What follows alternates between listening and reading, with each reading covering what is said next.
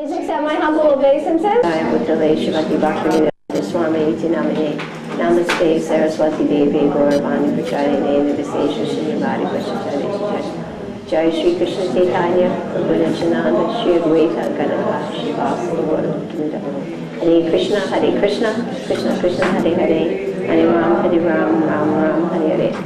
So I thought about this a little bit more, and I realized I think I'm going to go back, and we'll do some of the handwriting strokes and the 6 basic strokes, and combine handwriting with the phonograms, because that's actually how it is to be done. You've all got sort of an overview. You've got your CDs. We'll do our drills, but we're going to do them later, because we're going to do them also in the forms of written tests to see how good your handwriting is.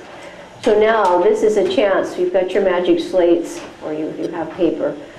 This now is a chance to be like Peggy Fleming, the ice skater, right? You know, you're going to go over the line 10 times, and the blade is not going to go off 1 centimeter, right? We want skill for this, and it can be done. I have had little children do beautiful handwriting. Actually, in the one book I have called Education Passport to the 21st Century, it's all on every amazing project on the planet. Schools that are just doing unbelievable things. There's a sample of handwriting there by a 5-year-old student of Maria Montessori, who was famous for setting up the Montessori schools. And this little 5-year-old girl composed her own letter to an Italian diplomat who had visited the school. And not only was the letter completely adorable and sweet, but the handwriting was, you know, like I couldn't believe a little kid, a 5-year-old could do that. It's like that 5-year-old that did that painting of the toucans, you know. So the point is, with sufficient amount of training and reinforcement and steadiness, children can come up to a level of adulthood. I have seen it many times. You don't have to keep them at the age of 5 forever. Right? In fact, they can outperform many adults, and it doesn't mean that we've beaten them or we've pushed them to some kind of panic level. It's just a matter of steady, high expectations and constant practice and constant repetition of the rules, such as turn your page at the top. Now, what we're going to have to do is I'm going to have to bring my alarm clock or my bell here, and every time I see it, you know, the bell's going to go off. And it's very important. Actually, Raghav's father said when he was a small boy, his aunt saw him dog-ear pages to keep the place. And she told him that wasn't very nice. And he heard it once, and he stopped doing it. So even his aunt realize, keep your books looking nice, okay? Especially your spellers. They're going to be with you all the time. All right? Let us not just doodle and be mindless. Okay?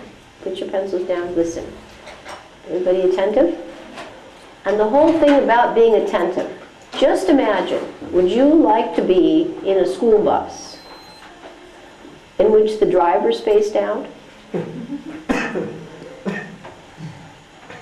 Would you like to be in an airplane in which the pilot is spaced out on landing?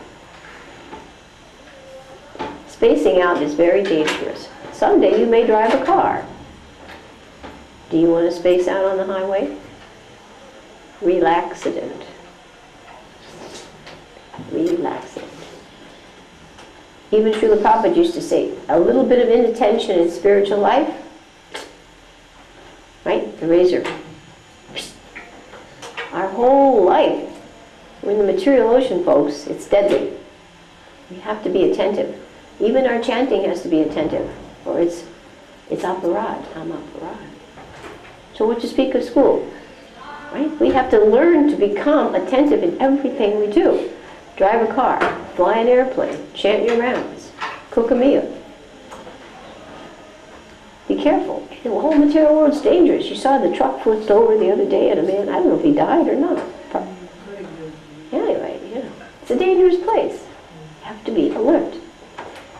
Education, according to this accelerated book I have, says it should be relaxed alertness. Okay, not that you're just like this, but not that you're going, you know, you have to be awake, conscious. conscious, attentive. Imagine you're just flying an airplane. Can you imagine? Here's the runway, and the guy is over here in the ocean. It has happened. It has. The plane lands somewhere else. So be attentive. All right. We are now going to begin. We have these little pink books. The reference is in the pink book. All you need to know for perfect handwriting, aside from practicing, so that yours is like the model, is you have to know 6 features and 4 positions on a clock. How many features? 6 features and 4 positions on the clock. That's all you have to know. So if you flip to your little handy reference guide, the walkthrough book here, honestly, this little book has everything you need to know. On one page, after you see how to hold a pencil, you'll see 3 little clocks, 6 little features, and for the first row, all the letters that start with the position on the clock. Some letters start with the position on the clock, and some letters start with a tall straight line. Okay? All right. So the clock has 12 numbers, right? On the clock, any clock. This one's not a round one, but pretend it's round. 1 through 12. Okay? The only numbers we need to know are 2, 10, 8, and 4. And we just don't say them and then we start at 3. We don't say 2 and we start at 12. When we say 2, we start at position 2. When we say stop at 8, we don't stop at 6 or 9 or 3. We stop at position 8. That's why we say 2, 10, 8, 4. It's not just we have to say another mantra. It's a mantra.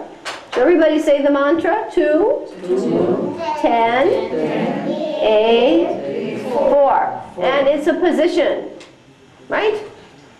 That means if I say start at 2 o'clock, you don't start up at 12.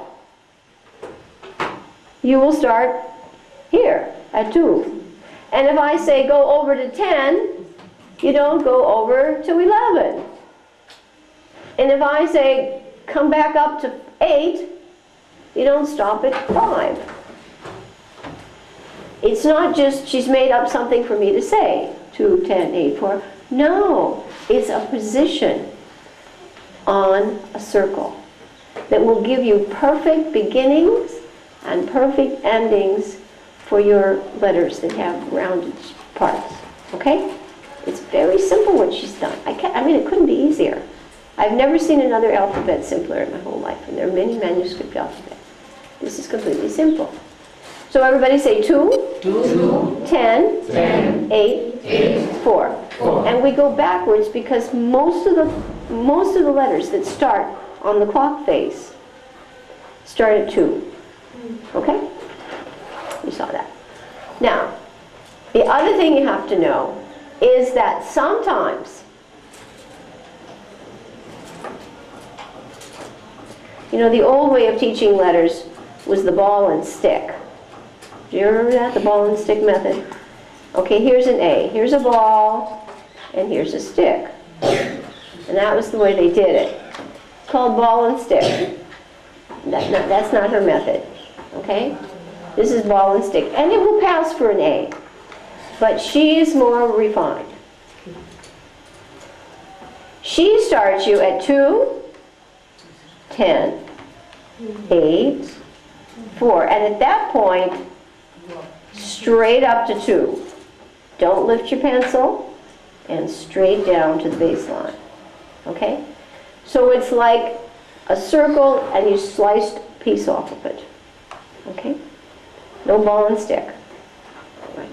And we only lift the pencil to cross a T or make an X. Okay? Or an F, little line. The pencil stays on the paper the whole time. That saves energy, time, the whole thing. In other words, it's energy efficient, the way you make a letter. And you'll see, they all become perfect. You can look at the samples. They're perfect. You see all those little letters in the book? You see them on your little book? She has the A and the C and the D and the F and the G. They're completely perfect. Make a wonderful chart. Okay? So what are the positions, everybody? 2, 10, 8, 4. And when we say that, and if we say you've made a letter G, and you go 2, 10, 8, 4, and you come up, and then you come down here like this. Did you do it? No, you did something else. You didn't go all the way around the clock back up to 8.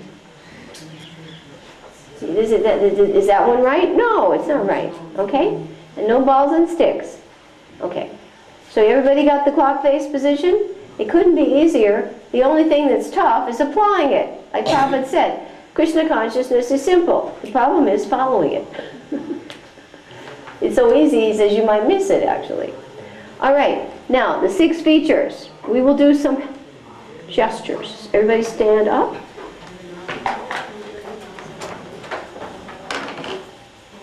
You stand up.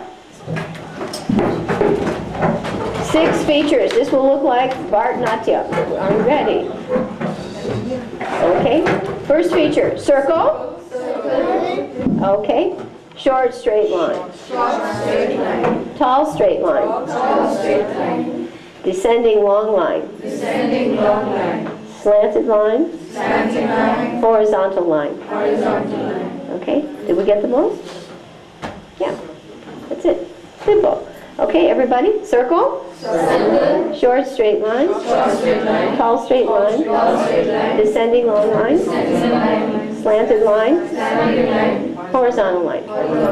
If you've ever been at the airport, I always make that analogy. You may sit down. You see on the ground crew, right? And the big planes are coming in. There's just some little guy down there. He looks like a pygmy, you know, in these huge airplanes. And he's down there making all these signals. The plane knows where to go. And actually, even in the Navy and in navigation, they have signals and flags for everything that they need to do. Very simple. So this is the same thing, right? Circle, short straight line, tall straight line, descending long line, slanted line, horizontal line. Couldn't be easier, could it? Okay, are we ready to make some perfect letters now? Okay, we're going to go through just in the way they show you in the book. We'll start with the ones that are on the clock face. And then we'll proceed on the next page, and on the next page, you'll see the ones that start with a straight line. Actually, I think I left that step out. I just show you the whole alphabet. Anything other than the ones that start with the clock face, like B, and H, and K, they start with a tall straight line. Like K doesn't have any curves. Ool's easy, just a tall straight line. Okay, if you do a task analysis, you can see it's not so tough. And then the same thing is true of the capitals, and you make perfect lettering. And they can do it. All right. So on your magic slates now, because we're just getting the idea. We're not worried about perfection on the paper right now. We're just getting the feel for how to do it. So, and if you don't have enough magic slates, you can, take turns with your child or something like that. Okay? Here we go. So our very first clock face letter. I have my glasses. Oh, it's A, right? It's A. Okay? So we started, I'll put a line here. You may want to do that too. We'll put a line, and we'll use these, I'll do it in different colors here, just so it doesn't get confusing. Now, Spalding does not recommend that the half-size letters, single-space letters, have a guideline. But when I first started training children, I did that. I used 2 spaces for 2-space letters, 1 space for 1-space letters, and 3 spaces for 3-space letters, so that they got a feel for the proportion at first, and then they can sense it on their own. But initially, guidelines do help. Okay, so I will make my guidelines in red. You can make your guidelines on your magic slate. They'll all be the same color. They'll all be gray. Okay, Okay? So our first test at writing, okay, will be, you okay? Okay. Okay. We're going to do the letter A, the phonogram now, okay? Forget letters. F, A, R. And this is why I wanted to start with the handwriting, because testing is usually done in written form. You know, we go through the flashcards and we go through this, but this can be, you can actually do this perfectly, and then when you're asked to write it, right? Remember, writing pushes it up to 70%. Now, that's why I wanted to do this first. I guarantee you write these and you will remember them better. Right? It's a fact. Okay, everyone start at 2 o'clock. 2 o'clock. Now that's not here, is it? That's 12. 2 is down here. And it's not here and not here. It's about here. A third of the way down. Okay, 2 o'clock. Start a curve. And it goes around to the top and over to 10. And curves around to 8. And then it comes to the baseline. Oops, I missed it a little bit. And up to 4. Right? Everybody got that far? Don't lift your pencil. Go straight up. Connect to 2. And come back down on the same line. Remember, we do not lift our pencil except crossing T's, F's, and X's. Now, I am not perfect here. I did not touch the baseline, but I'm close. So your A should look like a circle, a chapati, and part of it's torn off, and there's a straight line here. Okay? Everybody got the first one? Now draw your lines carefully, just don't go whoosh, whoosh. Start to learn to be precise. Make 2 nice, there's a good A. Okay, everybody hold up your sample so the whole class can see. This is what's great about these boards. A teacher can see from right away. Mothers are good. Mothers are very good. Perfect. If the mom is good, I feel a little bit comfortable. The children need some work. There, mesh, perfect. Damodar, let's see your A. Okay, now, no little tails. Don't do this. Please don't put a curly Q on it.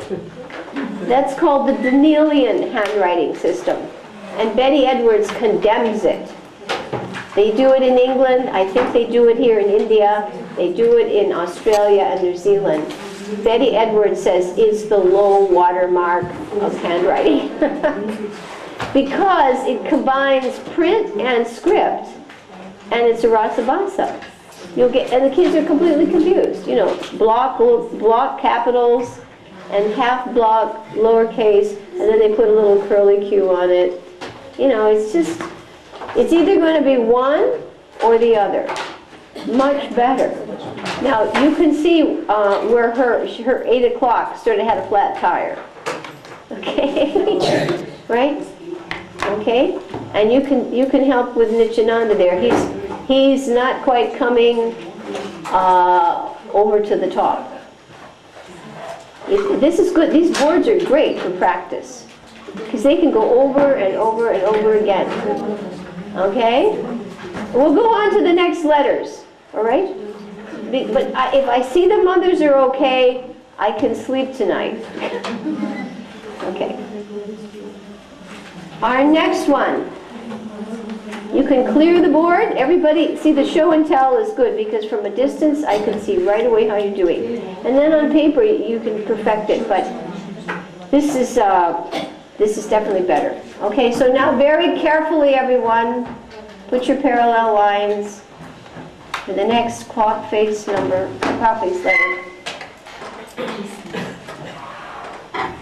Slowly, slowly. And the next one is very easy. It's kasa. Kasa. That's better. It went below the line a little bit, right? But it's getting better. Don't worry, you guys will get perfect. You'll be like Peggy Fleming. Okay.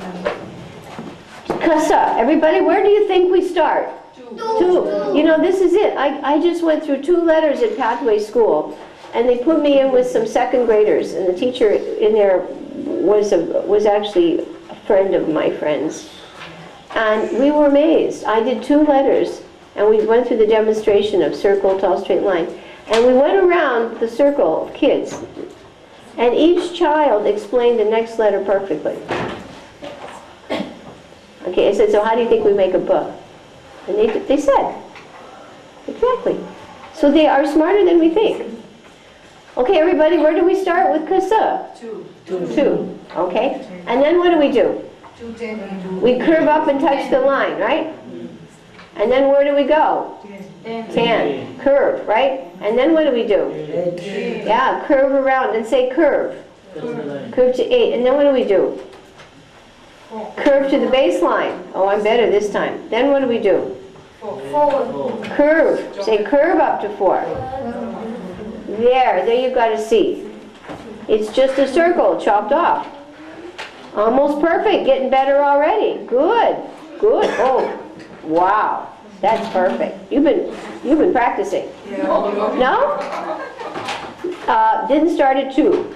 You started at 1. See, the thing about the positions, good. You can actually pinpoint where the problem is. You can pinpoint. Good. Very good. Yeah. Pretty good. They're a little bit on the thin side. Rounder is better, but good. Fabulous. Did you do that? No. She did it. Already it's getting perfect. Damodar, hold it up. Yeah, these magic slates are great. It's fabulous. And they like them. You know? They love them. And anymore they won't be doing what he's doing right now. Raghava? Don't just sit and, waste them. It actually ruins the board. You take the magnet, and each time you do it, the filings lose you shorten the lifetime. So I see the kids going, you're shortening the lifespan of your magic slate. It's a tool, folks. It's not a joke. Okay, Damodar? Looks pretty good. A little bit rounder. I think you need to round it off. They're a bit on the slender side. Okay? Perfect, Ramesh. Very good. Is this so hard, everybody? No way. Guess what's wrong with D? It's the same thing, only we go straight up. Where do we start with D? 2. Then everybody say curve up to the line. Curve over to 10. Curve down to 8. Curve down to the baseline. Curve up to 4. Okay, now this is a challenge. Now we go straight up. Connect at 2. And keep on going 1 space more. Retrace. This is like Peggy Fleming. Remember how she had to go over the circle, the figure 8 10 times? Retrace and stop at the baseline. And what do you have, folks? Duh. Very nice. It's getting better already. Very good. Slant it a bit. Watch it perpendicular. Slant it a bit. You can see. Hold it up. Yeah. It's got to go like 90 degrees from the baseline. Very nice. Very good. Perfect. Perfect. Looks good. Raghava, you having fun with these? These letters are great. And with the magic slates, it's worth every rupee you put out for it, believe me, because you don't waste paper. The kids are motivated, and from a distance you can see. Much better, Damodar. They're rounder now. And I don't have to try to walk through the room and then lose 90% of the class. It's fabulous. Actually, before they used to have these little wax magic slates, and I had those in the Gurukula. They were like 12 cents each in the dime store. And the kids could hold up. We did our math on that. We did our spelling, drills. Did you do that? See? Wow, hold it up so everybody can see it. Gauranga, hold it up. Very nice. They really like it. And they get good. Honest, this is going to make Peggy Fleming look like a slouch. Okay. Okay. You see how simple this is? Couldn't be easier, could it, folks? And perfect letters. And you know what Spalding says? She says most children come to learn And nobody teaches them anyway what to speak of the simple, practical, and perfect, Auntie. And she said they're left to try to invent their own system of handwriting. And that's why you can't read anybody's writing anymore. It's pathetic. And this is all you had to do. I don't know how long we've been at this, maybe 15 minutes, but already we've got the idea. Okay, everybody, here we go. Now we're going to go faster, because I can see you're all really, you know, you're fixed. You know what you're doing. The habit of curving will take some time to go. What's that? The habit to put the curve down. Well, the thing is, it looks stupid. You know, you got this nice A and it's clean, and then you put a little curlicue on it, and it's just, it's rasa-basa. You know, if you look at the computer and all the typefaces that are beautiful, designers did them, and they worked them out until they were very, you take all the old calligraphy, every letter is perfectly designed. There's nothing whimsical about it. And it's a designated typeface, whether it's Times New Roman, whether it's Monica, or whatever it is. Designers spent time to make them beautiful. So poor little kids are trying to invent something. That doesn't work. You know, learn what the pros have done. That's why we have schools. We don't have schools to go make it up, do we? In the old days, when I was in school, penmanship was a class. All our teachers wrote the same. We all wrote the same. And it was beautiful. Every grade, 1st through 6th grade, the teachers, you couldn't tell Mrs., I can't try to remember their names, Cronenwet from Mrs. Schneggelsberger. You couldn't tell who wrote it. It was identical. And we were able to do the same thing too. And you didn't go to one class and see one thing and another class and see another. Everybody wrote the same. It was like the national script. Beautiful. Palmer. Still, Betty Edwards has it in her book. She says it's beautiful. Okay? Okay, we have 2 more people on the plane. They parachuted on. All right. Now, I did 2 parallel lines. 2 more, right? 3. We're going to start with, now, starts at what position in the upper space, right? Because we'll talk about these as zones. In the book I have a book on handwriting analysis. Oh, if you read that book, you'll really want to make good handwriting. They tell you what your personality is like by looking at your writing. And this lady works for the FBI. She can tell who the criminal is by just looking at the handwriting. They call this the middle zone, upper zone, and lower zone. And for the kids, I would call this sometimes the earth zone, the sky zone, and the ocean zone, below sea level. But you can do middle, upper, and lower, okay? So now we're going to go to the upper zone, and we'll start at 2. Are we ready? They need their magic slates. I don't know if you have a magic slate. So, oh, good, but you didn't bring it. Okay. We're starting in the upper zone at 2 o'clock. Everybody ready? And repeat. 2 o'clock. 2 o'clock. Touch the line. Touch the line. Over to 10. Now at 10, guess what? We drop a perpendicular straight down, like a plumb line. You see carpenters do that. They'll have a plumb line. And then they know what gravity is. Because otherwise the building might look like the Leaning Tower of Pisa. Right? So they take a plumb line. And the gravitational pull is exact. The plumb line is not going to go like this. It's going to go perpendicular to the earth. And then they can line up the side of the building. And they know, is my building straight? Or is it the Leaning Tower of Pisa? Okay, you see how we've got 2 o'clock. At 10, you drop your plumb line and you go down to the baseline of the middle zone. Everybody got the language now? We're all in the communication set. Just like computer, there's language. Download, upload, right? And even with cell phones, text messages, SMS. So we have our own vocabulary here. Middle zone, upper zone, lower zone, 2, 10, 8, 4. And that's all. You don't need a big vocabulary to do perfect letters. Doesn't this look nice? Perfect.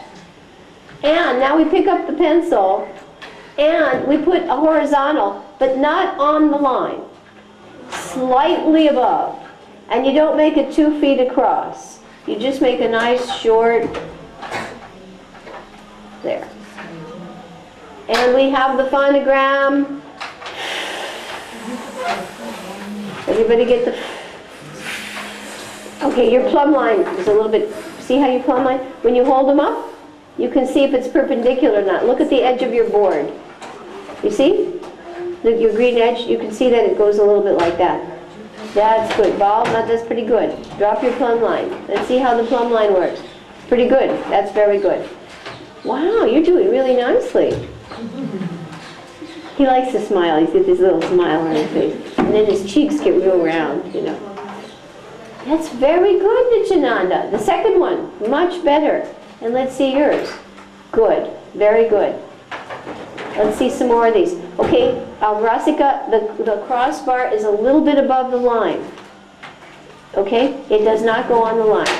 Very good. Good. Very good. Crossbar slightly above the line. Everybody got it? All right? Easy? Easy. Next phonogram. Gajja. Ready? Are we ready for Gajja? Okay, Gajja. This is going to go faster now. We're just sort of proceeding, but I think you've had a little bit of exposure, so that's why we didn't stop. You've seen this before a little bit, right? Okay? We start at 2 o'clock. Everybody repeat with me. 2 o'clock? 2 o'clock. Curve up to the line. Curve over to 10. Curve around to 8. Curve down to the baseline. Curve up to 4. Go straight up to 2. Drop down to the lower zone to 4. Remember 4 o'clock. Now, curve around to the baseline. And curve up to 8. And look what you have. Good job. Nice. Is this hard?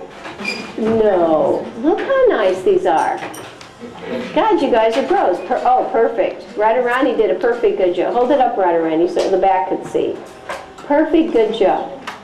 Rasika, very nice. Very good. Good, Tanvi. Curve up a little bit to the 8 position. Make sure you don't chop them off.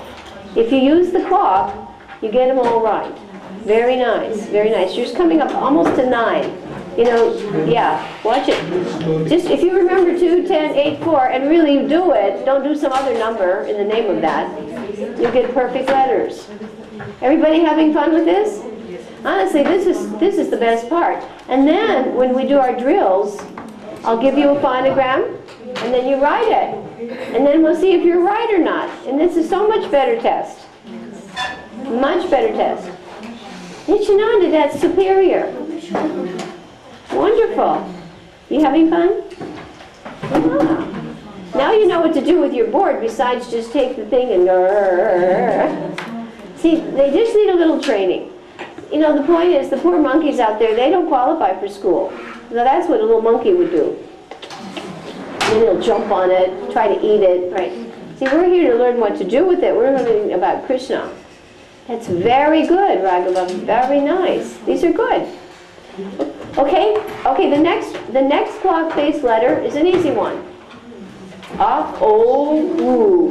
See, so now we say the phonogram so we know the new language. O-U. Okay, everybody, let's do the mantra. Are we ready for the mantra? Start at 2. Curve up to the line. Over to 10.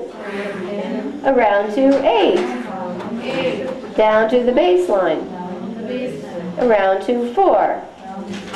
And curve back to 2. And there you go. Now we're just trying to do the Ron Clark kind of da-da-da-da-da-da. Look at how nice these are. Very good. Very good. How's yours? Okay today? Okay? And we don't have bring his magic slate from now on, because the slate, you can see, they can just hold it up and we don't have to walk around the room with our specs on. Wonderful. Ball. Fantastic. Got a little bit of a bite on that one. Be careful. You got a little, yeah, you watch out. You don't want it to have a flat tire. Very nice, Nityananda. Let's see yours, Damodar. 31. Very good. How about you, Mesh? Looks good from back here. Looks like 2 eyes, huh? Okay. How about you? Raghava, that's brilliant. Brilliant. And look at that, Tanvi. Wonderful. How about Bhakti? Let's see hers. Bhakti? Can we hold up yours? Wow! Fabulous. Actually, the first shapes that children do at 2 are circles. Universal. Like this. And guess what? They don't even know that the tool is making the mark. Their arm is moving. It takes them almost a year to figure out, oh, this tool is making the mark. And then they say, oh, that's mommy. So the progression is very gradual. Looks good from here. See, you bring your slate and I don't have to let's go through the mantra again. Now it seems like it might take a little time, but that mantra eventually just goes into their brain. And so whenever they write, they think 2, 10, 8, and their writing stays nice. It just doesn't lapse into chicken scrawl, which is what can happen. The next phonogram, oh, this is the Peggy Family one. Saza, the figure 8, right? The figure 8. She had to do this on 1 foot with her ice skates. Let's chant the mantra. Ready? Start at 2. Curve up to the line. Curve over to 10. Now swing around to 4. Curve down to the baseline. And curve up to 8. And look it, we almost have a Peggy Fleming, right? Figure 8.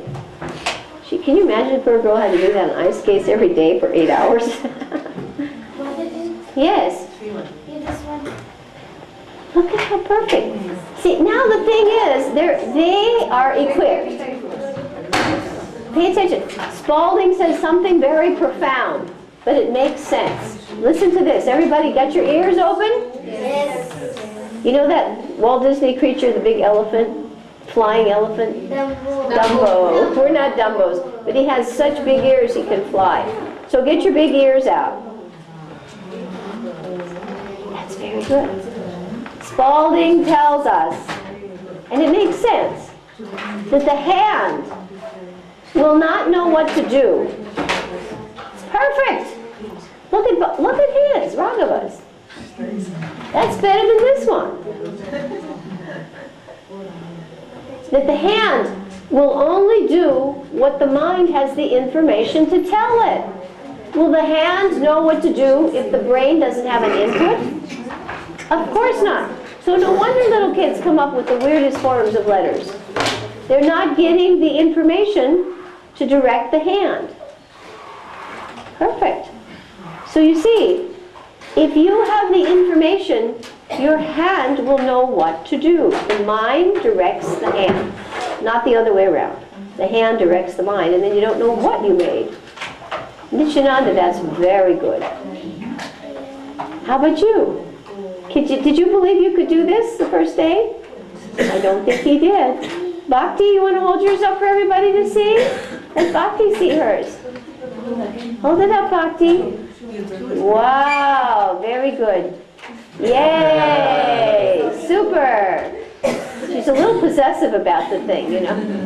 Okay, the next phonogram, everybody, is Kwa. And you'll see the 2 side by side. Q with the U.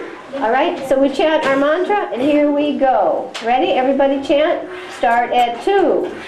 Start at 2. Up to the line. Over to 10. Down to 8. Touch the bass line. Up to 4. Straight up to 2. Drop down to the next bass line, and we put a little slanted tick on it like that. She doesn't do a reverse curve. Perfect. Look at these. Oh my God. Hold that up, Gandharvika. Great. Look at them. Look at these, Rasika's. Look at hers. Very nice. Unbelievable. Look at that. Everybody, you see the point? Almost everybody can do it. It's just a matter of information input. Perfect. Let's see yours. Nice. You don't want any overlap there. I think he did a ball stick one. Have him do it again. At 4 o'clock, you go straight up. Yeah, you go straight up and then down. Nityananda, that's wonderful. What do you think, Damodar? You ready to go back and teach all the kids in the Gurukula perfect writing now? Huh? Can you do it? Yes! And they'll have fun. Won't they, Umesh? Let's see yours. Perfect.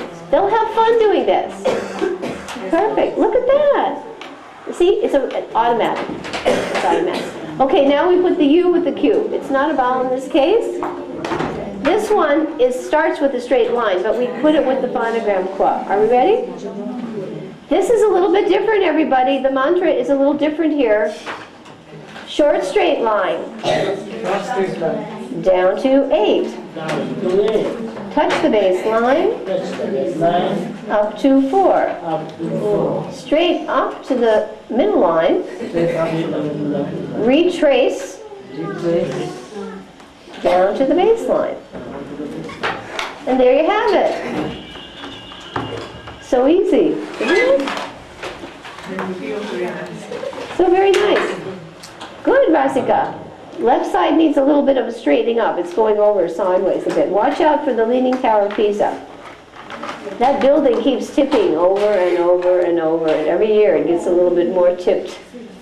Good, Tanvi. Very nice. Perfect. Radharani, you've got a good hand. Now, he put the curl on. See? No curl. See the little curl? The little curl? Just comes straight down. Good. They see that in books. It's the Danielian. I'll bring the book. I have all this stuff. I have the Danielian script. I have a 1,000 rupee book on all the scripts ever developed from Egyptian times up until now. They're all codified. Okay? How are we doing? Perfect. Now see, look at he's the littlest one here practically next to Bhakti. And look at how nice his letters are. You see how they can do? Very nice. They can label charts. They can print their name. But you have to keep doing the mantra with every spelling word. You've got the curl on that. See it? The last one? She's putting... Yeah, this one. No curl on this. Yeah, no curl on that. This... Yeah. That's better. That's it. No curly Q's. When I was growing up, how you doing over there? It looks pretty good. I'm a bit far away. It looks okay though. When I was little, we used to go to the ice cream stores and they had Dairy Queen. It was sort of like a kind of ice cream. And the machine would go bloop, bloop, bloop, and then in the end they would put a little curl on the top. We don't want the curl on the top or the bottom. Okay, everybody? Good. Perfect. All right. Guess what? We just finished all the letters that have a position on the clock face. Now we're going to go turn the page and we'll fill in with the other ones we didn't do. And once we've done the alphabet, we can do a test of phonographs. And this is the best way to learn your phonographs. Okay.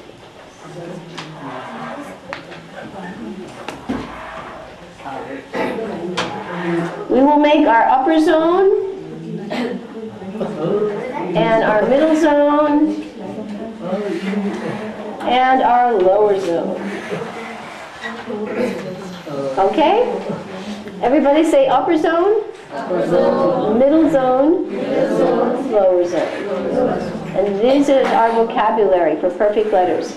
Okay, the phonogram, we did A, now we have to do B. We're skipping the ones we've done already. So B, everybody, we start in the upper zone. Okay, tall straight line. And this is a 2-space line, right?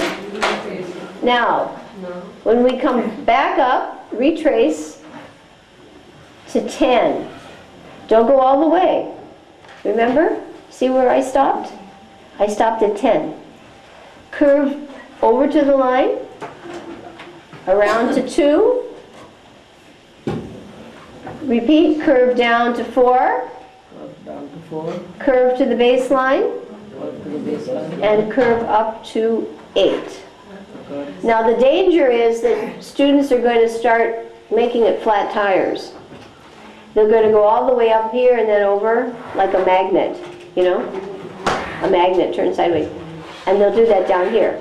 You want to be able to see this little space here. And in the calligraphy book that I have, yeah, he's got a little bit of a flat tire. This should be an open space here. Can you see it where I colored it in? Can you all see that? You don't want a flat tire.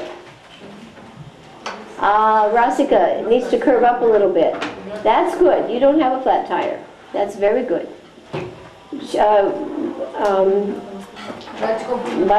Rajgopi, check to see she's got flat tires there. That's very good. There's a name for this. I can't think of it. In the calligraphy book, everything is perfect. And they even show how big the spaces should be, these little openings. Very good. Very good. That's good. That's very good. You want that space. Otherwise, it looks like a flat tire. Good. A little bit rounder more on the right side. You see? It looks a little flattened. It should be nice and perfect. Perfect. Leaning a bit, but otherwise the round part is perfect. That's good, Raghava. That's good, Rasika. Now she's got it. That's good. Is your line touching, Rajgopi? This is like this. I can't see from here. Is it okay? Perfect. Yours is very good. Very good. She's got it right on. Some people just right away have a natural hand for art. Looks very nice. Okay? Everybody got it? Good. Good. All right, the next one. We did kasa, we did da. Now we're going to do et-e. Et-e is a little bit different. There are a few letters that are slightly different. Et-e starts in the middle of the zone. It starts at 9 o'clock. So we go across in the middle of the middle zone. Everybody ready? Say middle of the middle zone. Horizontal line. And we stop at 3. Up to 2. Around to the top line. Let me do that when I'm slipping here. Actually, these boards are slippier on the chalkboard. On the chalkboard, the chalk won't slip as much as this. Ready to do it again? Horizontal line. Horizontal line. Okay, up to 2. Up to the top line. Around to 10. Down to 8. Touch the baseline. And up to 4. And I have to close this. There we go. So this one starts at 9 and goes over to 3, then you curve up to 2 and 10, down to the baseline and up to 4. Okay, that's perfect. Wow, Radharani. Hold hers up. Radharani, hold yours up again. She's getting them right on. That one, Rasika, is a little bit, I don't think you started in the middle. You started up a little high. Your E is a bit short on the top. Very good, Raghava. Good. It needs to curve up a little bit more. You don't want it to look flat like a frog, you know? This is good. Very good. This is good. Without my glasses on, I can't see that. That's good. The danger with this one, you know what happens with this one? That's very good. The children often just sort of go up like this. And the thing looks more like the head of a frog than a nice slice of an orange. That's pretty good. You want to start curving in a little sooner. Otherwise you get that rounded top on it, looks like a mushroom on the top. Good. Okay. That needs to, you want to help her with hers again? Have her do one more. Yeah, have her do one more. The E is a little hard. E is a little bit hard. Because you're starting at the middle and you have to calculate. And you don't want it to be just like a big, that's good. That's a good one. E takes a little more skill. A little more skill. We did good job. Actually, we've done almost all these. Next is huh. Let's chant the mantra. Tall straight line. Tall straight line. Down to the baseline. Down to the baseline. Retrace up to 10. Retrace up to 10. Curve over to the middle line. Over to 2. And drop down to the baseline. And couldn't be easier. We're so simple.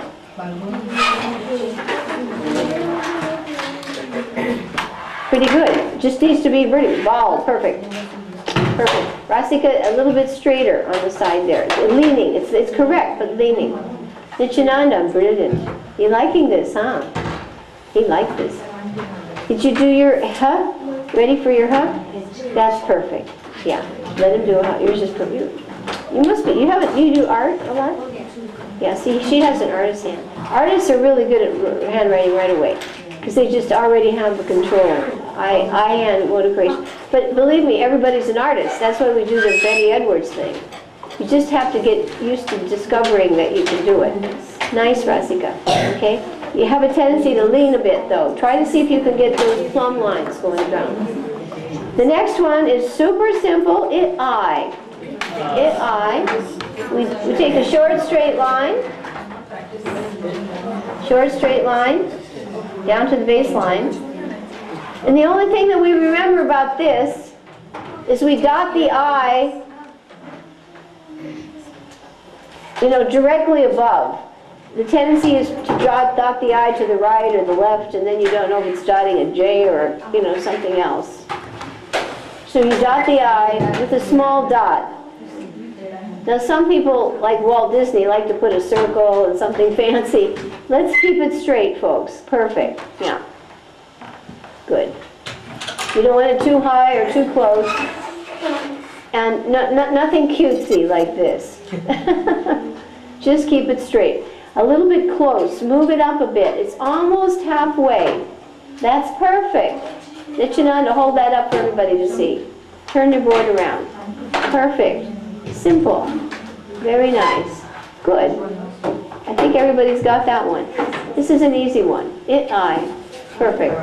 Perfect. Yay. Yeah, we don't want this. We don't want the cartoon, right? Skip the cartoon. The cartoon is for the mind mapping. For Spalding, we're serious now because the thing is with Spalding, we have to have precise spelling. And she says, and she is correct, that if you're imaged like a photograph, if I go to the temple and I take a picture of Krishna Balaram and the camera's out of focus, then the picture isn't clear, right? Then I don't know what they look like. So if the handwriting is, they don't know what the word is spelled like. It's common sense. And we sort of gotten used to, we can even read bad handwriting. But a kid can't. He doesn't know what's there. He's trying to create his impressions. Very nice. All right. The next one, after k is I is j. So I have to rub off my lines. We're moving really fast now. You see how we'll get this alphabet. Then from now on, your phonograms, your spelling, your revision, it's all called the writing road to reading, and the retention is deep. 70 as opposed to hearing 20. Right? What we did yesterday is harder, just trying to remember. But I just wanted everybody to get an overview. And now you've got CDs, and I've got CDs over there for the school. 3 in there. Right. Oh, she's got one. Okay. Okay, because we've got more here for the school. Okay, so now we're going to put some more lines here.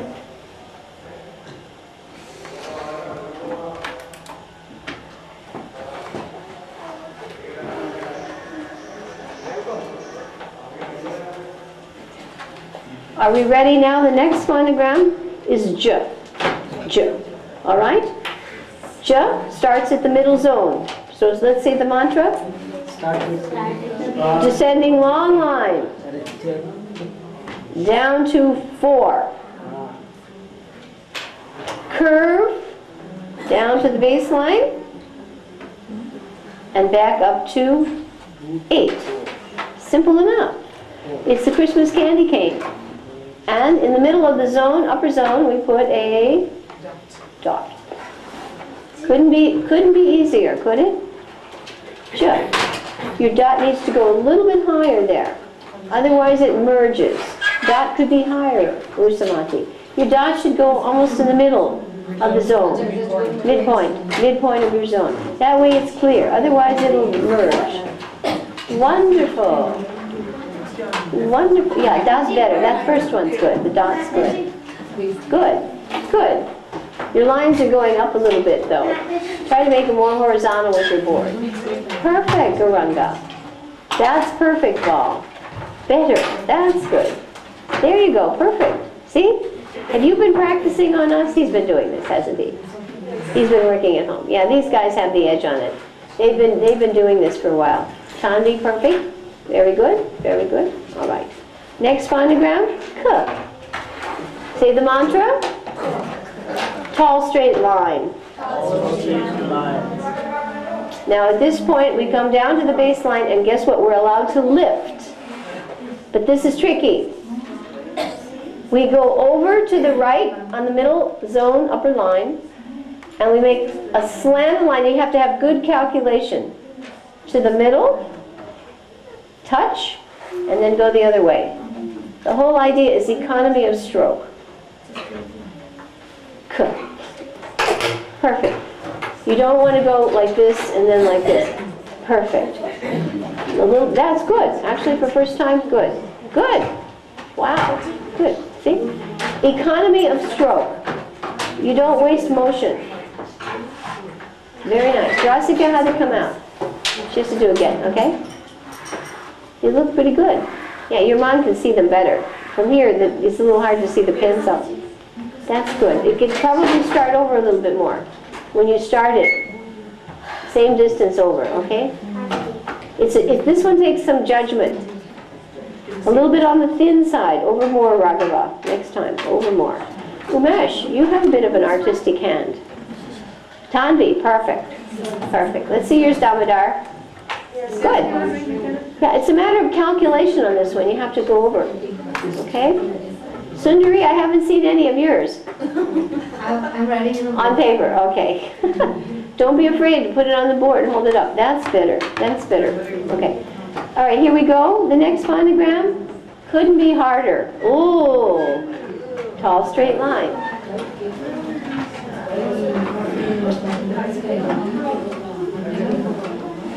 That's it. Nothing worse than that. Tall, straight line.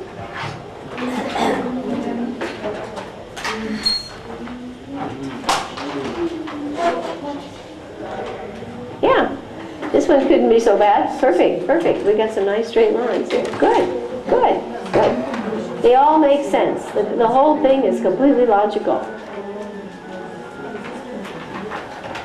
Now the next two are a little bit more difficult. By the way, those of you who saw the phonogram CD, did you see all the nice pictures of the deities in there? Yeah. Yes. Wow. Was for Mahaprabhu. And was for Nityananda. Right. And was for Radharani. So that helps us think of Krishna. That's wonderful. Hold that up so everybody can see that. Isn't that nice and straight? That's great. Okay. So now I have to draw my zones again. Zone lines.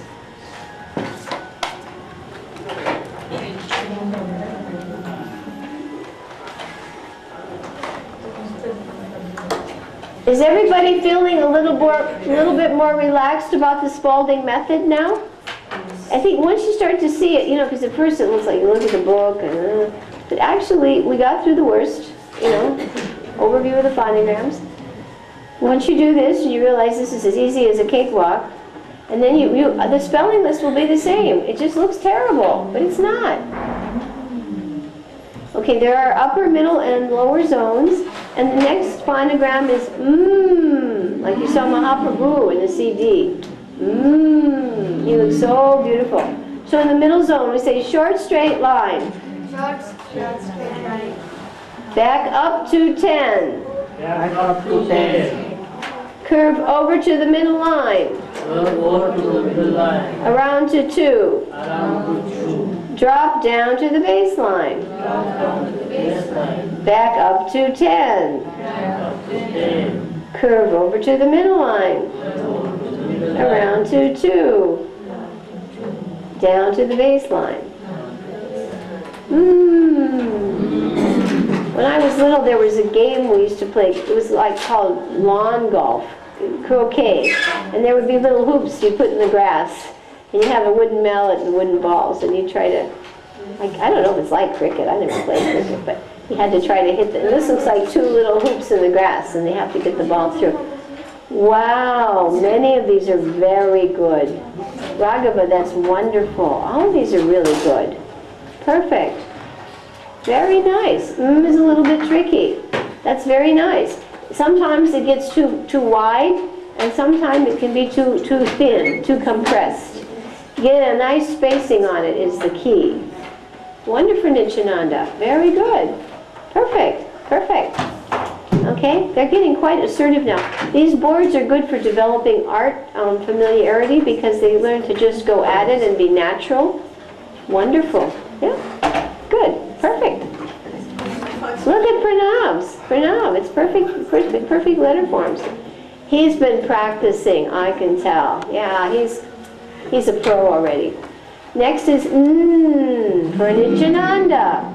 Right? Okay, let's chant the mantra. Short straight line. Short straight line. Back up to 10. Back up to 10. Touch the middle line. Touch the middle line. Over to 2.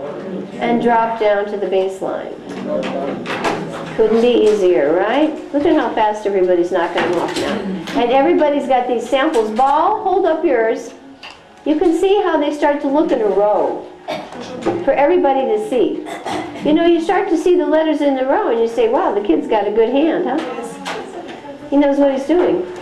Yeah, and you start labeling your charts like that and your posters.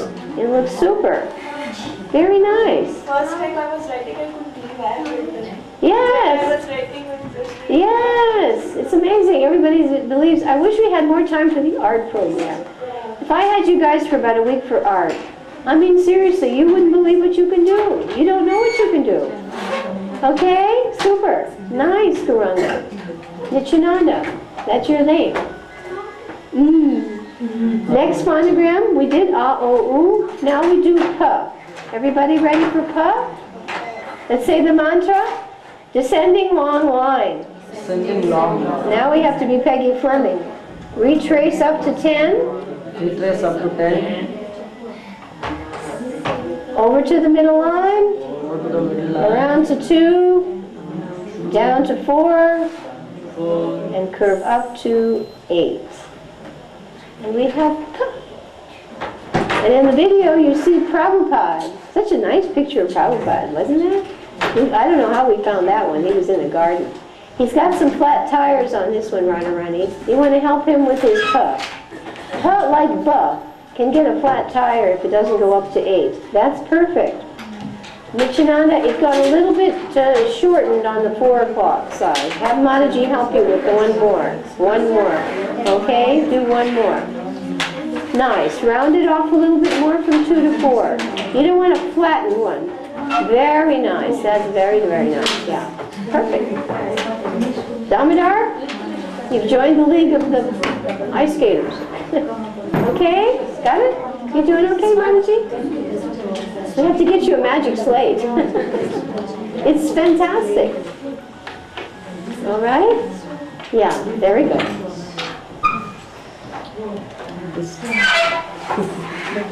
That's nice. Perfect, Jessica. I mean, Jessica. I've read too much of Wilkinson. It's sticking in my brain. Too much Wilkinson. A little bit slanted on the Leaning Tower of Pisa there. Watch out for Pisa. See how it's going? Have Mataji help you straighten up your first line, okay?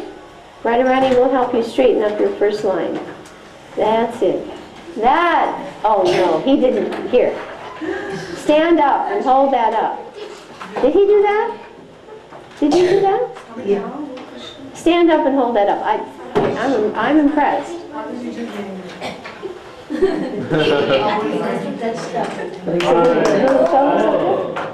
Our little guest is up here. He's behind us.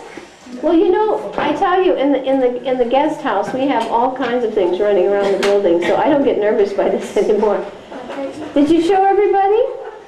Yeah, very nice. That first one's good. Your first one's perfect. Yeah, they don't really hurt you. I mean, you know, you don't want them to leave food out and then they pass water on the food or something. You'd have to throw away the thing. But other than that, they're more afraid of us. No, they honestly, they just realize he's a Bridge Bossy. This guy took birth in Braj. And think of, who knows, it may be King Nigra. King Riga, right?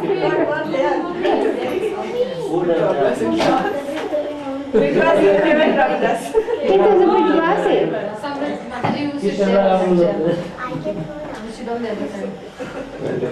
I felt sorry for one of them. One time I was in the Samadhi, and they had just put enamel paint to make lotuses on the floor, and it was sticky. And one of them got stuck. One of them got stuck on the paint. And we tried to get him up, and we couldn't. Oh, it was so sad. It was, oh. He's not, honestly, they're not going to hurt you. He's not going to hurt you. He seems to like this room. I don't know why. 2, 3, 4, 5, 6, 7 to go. Let's hurry now. We can get derailed too easily over nothing.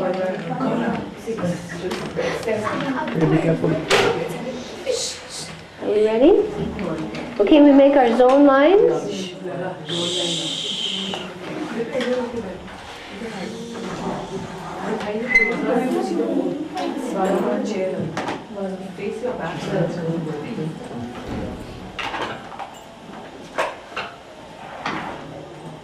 There we go. So now we have to finish up quickly. We did cook, we've done cook, now we do so chant the mantras with me. Short straight line. Short straight line. Retrace up to 10. Retrace up to 10. Curve over to the middle line. And around to 2. Now that's got to be easy. I mean, it's so easy. Yes. You kids, you didn't have to learn Chinese. Chinese is 3,000 characters. Chinese. We only have to learn 26 phonograms. Chinese is 3,000 characters. Perfect. Perfect. Perfect. By now everybody's getting a feel for it. Very nice. Okay? Next, we did Tzu, now we do T. T is a tall letter in her book. So we go. I have a question. Yeah. We are used to write R like this. So why Well, that's teaching? for script though. Yeah. That's called copperplate R. No, so for writing we have to write like this, and for reading like this, or I didn't understand. Well, to do that's cursive. They're different. This is manuscript. Like if you get a legal document, they'll say, please print the information. This it's called manuscript. What you have is called cursive. Cursive means connected, right? That's the two. Usually cursive is taught after 2nd grade. Manuscript is taught at the very beginning, and it's maintained because you need it for charts and legal forms. I know I get legal forms all the time for the FRO. Please print. You're allowed this cursive on your name only. So you have to know how to print. And if it looks neat, they think you're a law-abiding citizen. Very nice. Nobody's writing. Nobody.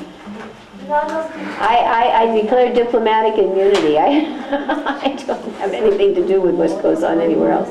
They can be taught Nishmati. Anybody can be taught anything. So, right? Perfect. See? You can see right here. We have been in here an hour and already they got the point. Nothing is difficult. Whether it's, how many people are in here? 20, 15, or 40? You can do the same thing. It's not a big deal. In school they have the little chalkboards for kids in India even, right? Even in India they have little chalkboards, 10 rupees. And when I was in the Gurukula, you could buy these black plastic vinyl chalkboards, and you can wash those, and we would do letter samples on that. You know, you don't have to, you can do it in the sand if you want to. You know, use your intelligence, folks. Next phonogram is tough. This is a tall one. Ready? Tall straight line. Tall straight line. Drop down to the baseline. Down to the baseline. And you cross the little T up here. Oops, I'm not doing it very. Sort of wiggling like the lizard.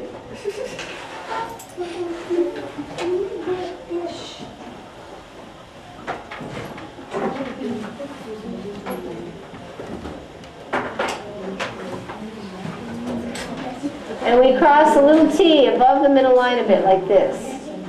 It's just a small little thing, right? Like this.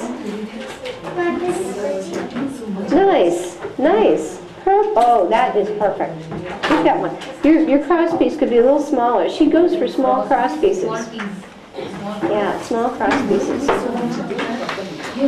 Perfect. Looks good from here. I can't see his tuck. His tuck. Nice. He's been practicing. He's a pro. Goes to show you, even if they're 5, they can do perfectly. Very nice. Very nice. Very nice. Good. A little bit to the left. Yeah. You can use the edge of the paper to calculate. Am I perpendicular or is it not parallel? Yeah, Nityananda, your cross piece is a little... Don't let your cross piece go slanted.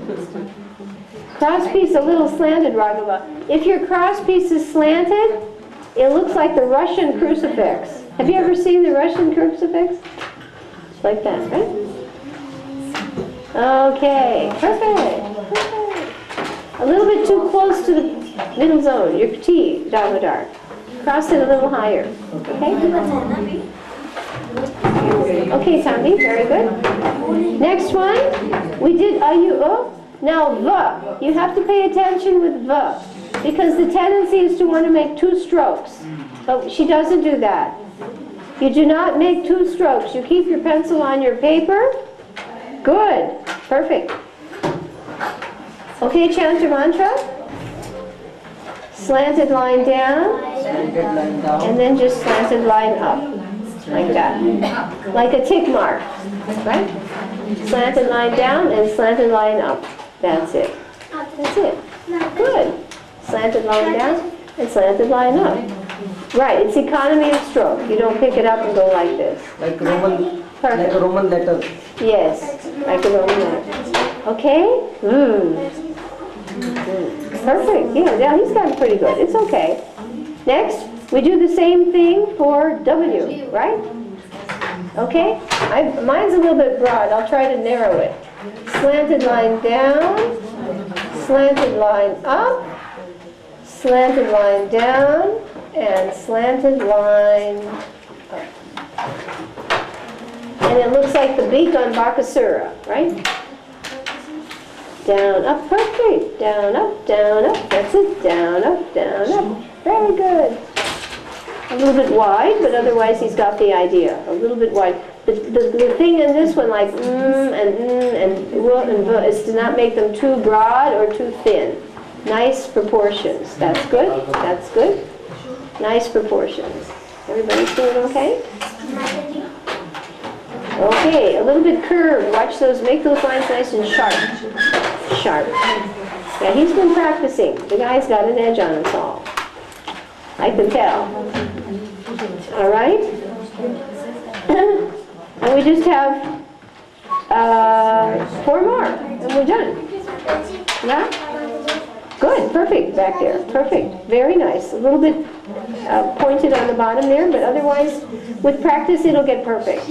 I think it's up to the parent teachers to keep looking at the models and keep insisting, and the model. Remember that one stage of reflection in the Collins model, where you're supposed to look at the model and see how close you evaluate. How close am I to, you know, like Peggy Fleming, am I on the 8 or am I 2 feet off, right? You just really have to keep perfecting. It comes with practice. And you don't want them to start getting used to sloppy examples, because then they'll think it's okay. At the beginning you can have a margin of acceptability, but later you want to tighten up on the precision. More and more precise, more and more precise. Okay, so we'll draw our guidelines again. Upper, middle, and lower zones. The sky, the earth, and the ocean.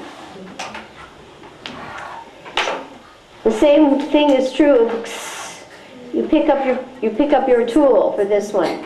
So chant the mantra, slant down to the right, and pick up your tool, and then you cross right through the middle, slant down to the left. Like that. Just crisscross.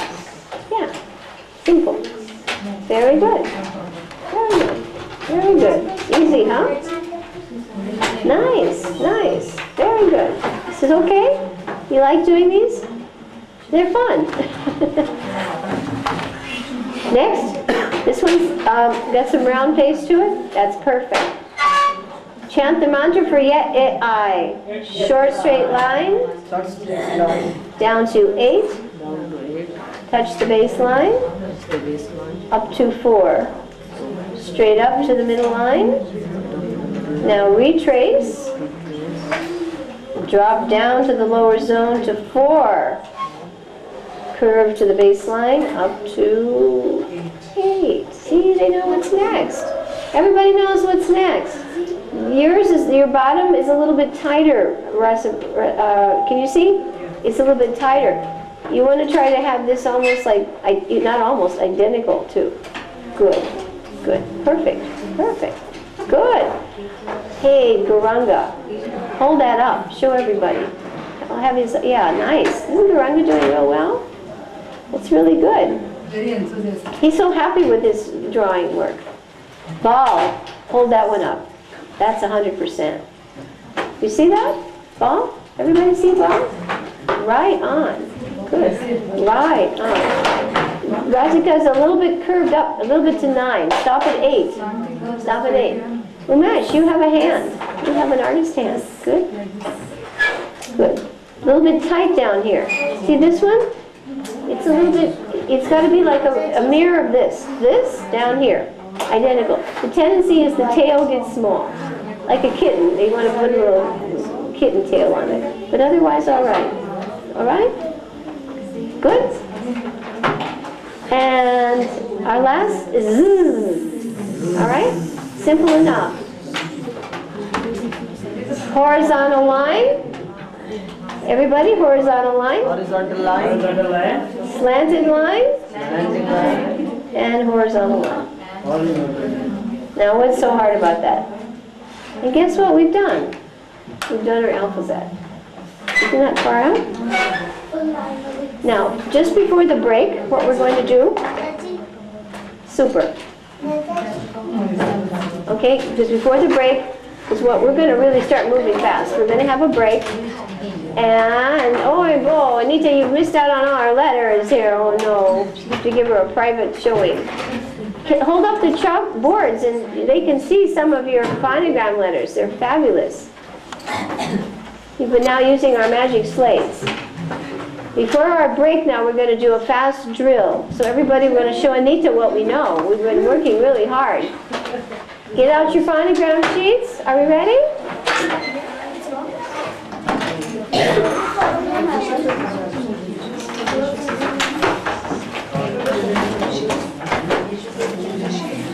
We'll do one quick drill before we go. And this is an out of order drill. We're now doing challenge drills. Are we ready? The black side? Black side. Are we ready? Challenge drill. We're going to be working completely in reverse. Start lower right. We're going to come across, going from the left. Then we'll snake around this way, and then we'll snake around this way, and then snake around this way, and this way, okay? We come out with all kinds of, then sometimes we'll snake like this, and then go zigzag and all over the place, okay? Are we ready? Ready to show your stuff? We have more charts here. Here's one. You can take, I think this one I had given your other boy the other day. You have your charts, everybody? Yes. Here we go. Oh, ooh, ow, ow. Okay, everybody okay with those so far? Yes. Now we're going to snake around. Huh. Yeah, I. As in her. To the. Ah, that we can use at the end of an English word. E, F, A. A, E, F. The two letters. Sh, the short one. Okay, now go up to the third row from the bottom and we'll snake to the left. Sh, the two letter, the short one. O is in boat. Oi, that we cannot use at the end of an English word. E, double E. U. The fast one. P. G. J. Now we snake up and we go across to the right.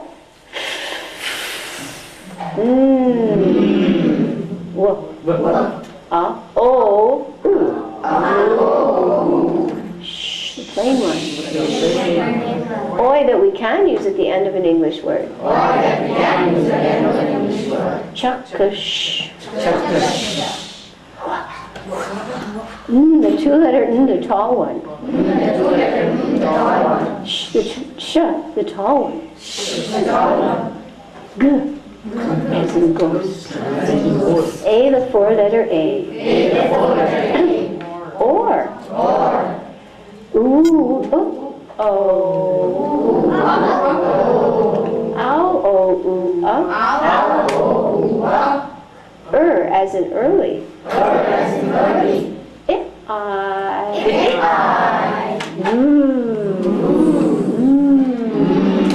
D. Let's go up. Kussa.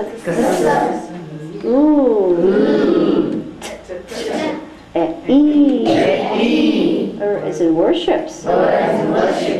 Ow, oh. Ooh, you. That we cannot use at the end of an English word. Edita. I, the three letter I. O is in toe. Now we go up to the last. J, the three letter J. This one is E-I, I. Hey, they got it. K, the two letter K. Ooh, you, that we can use at the end of an English word. A, the two letter A, that we cannot use at the end of an English word. As in nurse.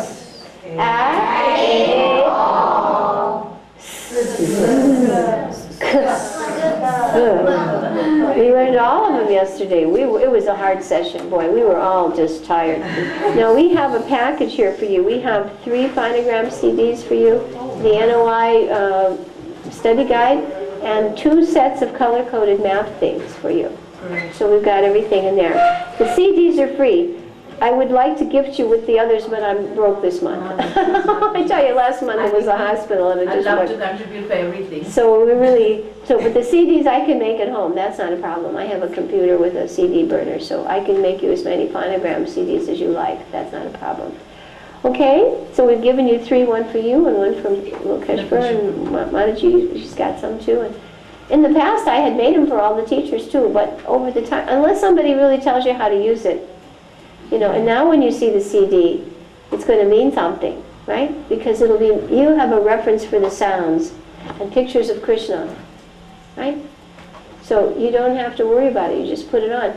And if it's too slow for you, because now you're fast, use it as a chance to practice writing them, okay? Because now you can do them fast. Yesterday we were timing ourselves. Should we show Anita what we were doing yesterday? Should we do the 1-minute marathon?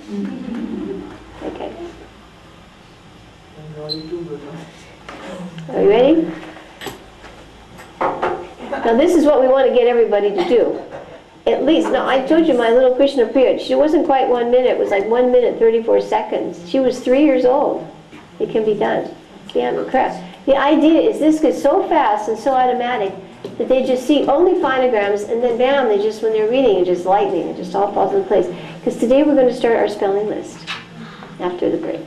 I really think we want to expose you to that. And then we can go back and keep revising. Because once you start doing the spelling lists, the phonograms are reinforced, the handwriting is reinforced, and you add sentences, parts of speech, grammar, everything is taught in 10 words a day.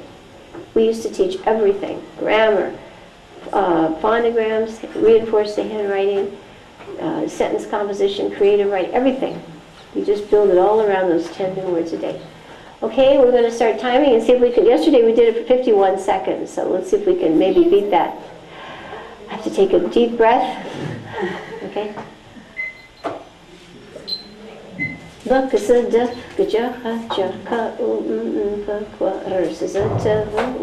fast one, ers and her, ers and first, ers and nurse, ers and worships, ers and early. The plain one, the two-letter A, you can use at the end of an English word, A, the two-letter A, you cannot use at the end of an English word, or you can use at the end of an English word, or you cannot use at the end of an English word, all you can use at the end of an English word, all you cannot use at the end of an English word, you can use at the end of an English word, you cannot use at the end of an English word, chakasha, a, r, ka, the two-letter ka, edita, or, hua, O is in vote, I, the three-letter I, A, the four-letter A, and the two-letter in the tall one, and the two-letter in the short one, R, the two-letter F, the two-letter F, J, the three-letter J, O is in toe, G is in goes, Sh, the tall one, Sh, the short one, O, U, F, F, A. There we go. 54 seconds. How much?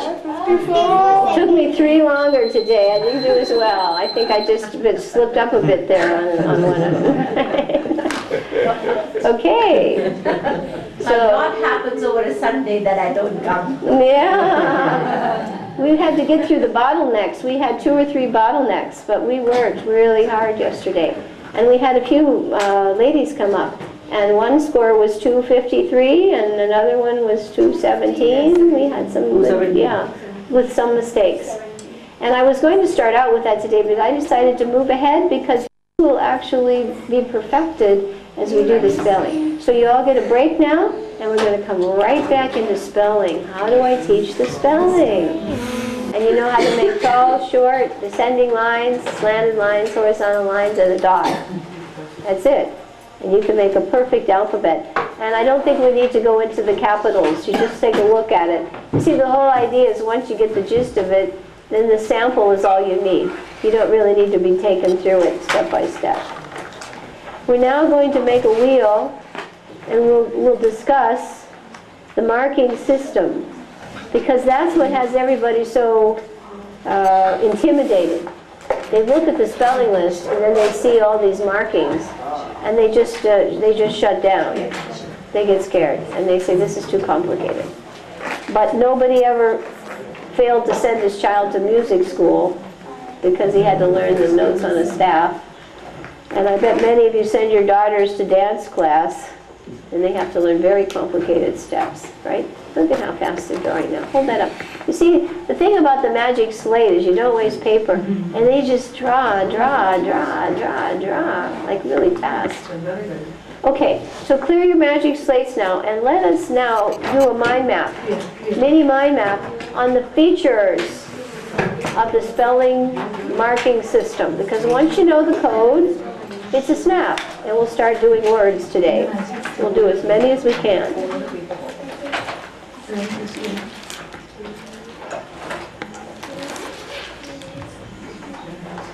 It's in your Spalding book.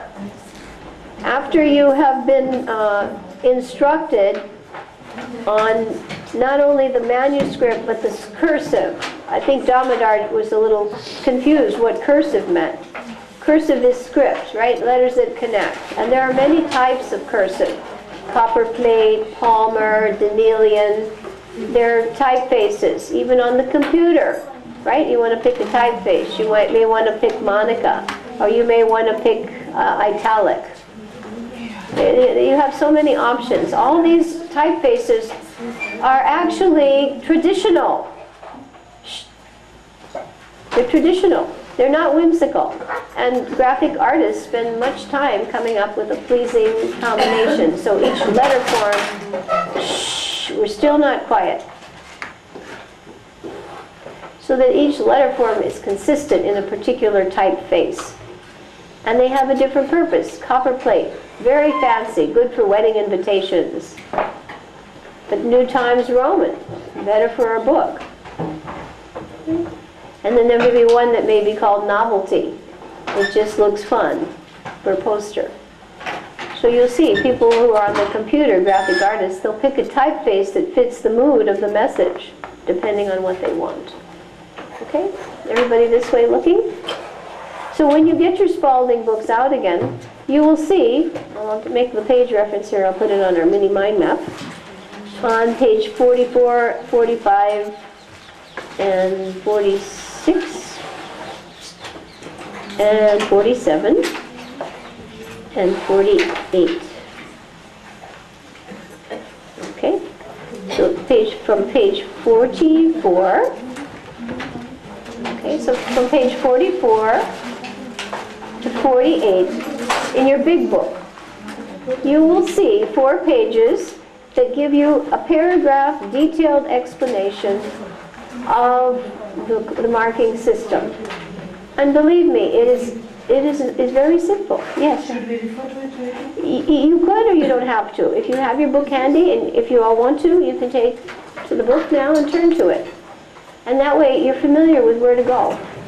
I do think it really takes the mystery out of it to have your book and have it there, and now somebody's introduced me.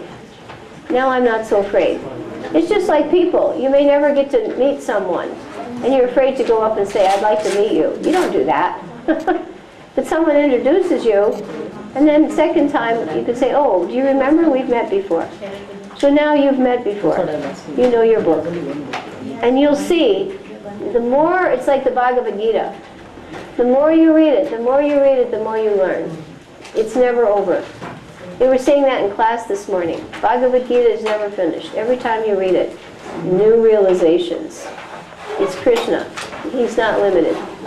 And you'll read with these systems, the more I read it, I'll see more of the genius that went into the thinking behind these methods and philosophy, instructional philosophy. So on pages 44 to 48 of the procedures, not the materials, the procedures, and this is following after we've learned how to make our manuscript letters and after they even how to do the cursive. They then put you into the spelling system. So the first one we have here, we'll put it on our wheel. Again, she said, the marking system helps students connect speech sounds to the written symbol. The goal is automatic word recognition. Automatic. Just bam, bam, bam. Phonograms of 2, 3, or 4 letters are underlined in the direction we write to unite these letters as the symbol for a single sound. Sounds other than the first sound are numbered. Okay, so here we go.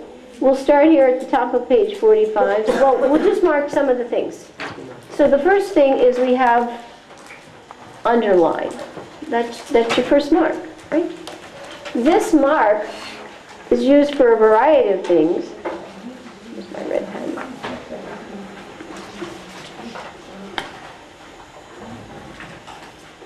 You'll see this mark under a phonogram that has more than one letter, right? Like O is in boat, right? You'll see it like that. You'll see it under a vowel that's at the end of a small word, right? At the word me, you'll see that E is underlined, right? And you'll also see it, give another example in which we underline it. In the 3, you'll see 3 of them in the silent E rule 1. So you'll see this line used for more than one thing. But basically, an underline, the underscore, is a basic marking. Okay? And there will be different But the most important one is that a phonogram of more than one letter has to be underlined. So that I understand that more than one letter is a fixed combination, and it makes the sound that we want. Like, if this is the word boat, it's B, O is in boat, T. Those two together make a phonogram. And now you know them. You know almost all of them perfectly. It's not a big deal anymore. It's not. But you just remember, every time I present the word in a spelling list, and every time the child writes it, we have to underscore fixed combinations. Okay? Now, here she says, a vowel is underlined at the end of a syllable when it says A, E, I, O, or U, when it says its name. So she gives you an example of the word me. Remember when we had the word me? First word. If the vowel is at the end of a small word or a syllable, and it says its name, A, E, I, O, or U, you underline it. And that's rule 4. And we say that too. Right? So me is the example, the very first word, we teach rule 4. And the children right away, they have to write rule 4. And they spot it. Just as you see, they figured this out. You have faith.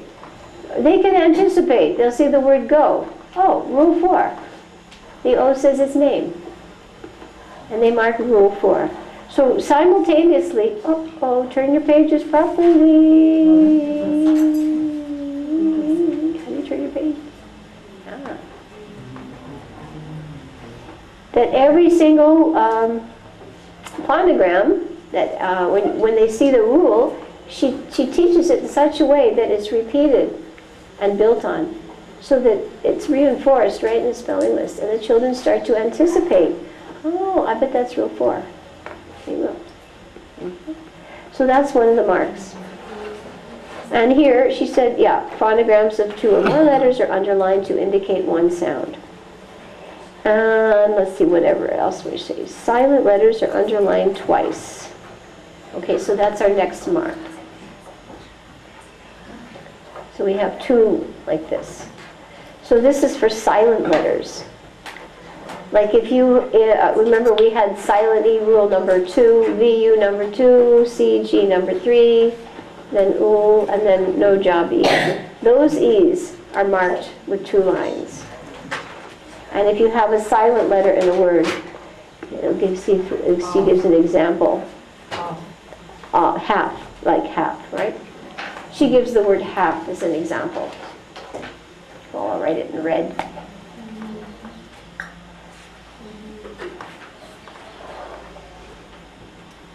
You put 2 lines under the L, or calf, right? Baby cow, the calf. A silent letter is underlined twice. So we'll have 5 silent E rules. The first silent E rule is unique. It has 3 underscore marks. But the other 4, we have a double line under the silent E. So the double line is another mark. Okay? This one, for usually most of the time fixed combination. This one, silent letters, most of the time. And there will be other times when you'll see it used. Okay? Now, in the silent E rules, we did a little bit of those. The next thing you'll see, for the 5 silent E's, the 5 silent E's. All right. The first one was 3 lines, right? Rule 1. The second one was VU number 2, right? So you put a number after that, 2, under the E. Remember that one? And then we did CG number 3. And then there was one for OO. And that was 2 lines under the E, and that's 4. And the last one was no job E, and 5. Now this is a little confusing. Some of you didn't see that. The other night we stayed a little late. I don't want to go into the silent E's now. Now we're just talking about the marking system. But the silent E's, number 2, 3, 4, and 5, the E is underlined, and the number of the rule that applies, silent E. CG, remember we did VU, number 2, CG, number 3, and then OO was number 4, and no job E. That E has no job, but it's there by tradition. That's rule number 5. Silent E rule number 1, is that the E makes the vowel say its name when there's another consonant. If you like time, E makes the I say I. If I take the E off, it's Tim. So that's often in many spellers. You'll see that. They give that one a lot in many spellers. The E makes the vowel say its name before the consonant. So the E, the consonant preceding it, and then the vowel that it's changing, those are all underlined one time. So the 5 silent E's, that's a special marking system. And the point we're making here is that you number the rule. So is it silent E 2, 3, 4, or 5? And the children will recognize it. They'll see CG, number 3. They'll see VU, number 2. They'll know the L's.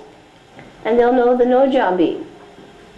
Chandrika used to say he was the lazy fellow. He had no job, but he was there. Okay? So this is about the hardest thing in the spelling list. Everything else is really easy. But they give you that on the first section, right away. You do that. Again, so we have underlining, fixed combinations, double line for silent letters, and numbers added to the silent letter on the silent E rules. VU, number 2, CEG, number 3, OO, and no job E. Silent E number 1 is just 3 lines, okay? So we got an overview on that one. Each time they come up now, it'll be, once you start doing it, it's automatic. First time is a little bit, you know. Okay, next, numbers are placed above a phonogram when its sound is not the first sound. All right, so we had a sample of numbers. And numbers go from 2 to 6, right? The biggest phonogram is O, U, F, F, Ow. So a number goes above the phonogram, and the first spelling word you get is do. You get me. Me is your first rule. E says its name. So the second spelling word puts it right, do, oo. And what we can do, I know with the children, we used to give them a red pencil also. And they could do the markings in red, so it really shows up. You don't have to.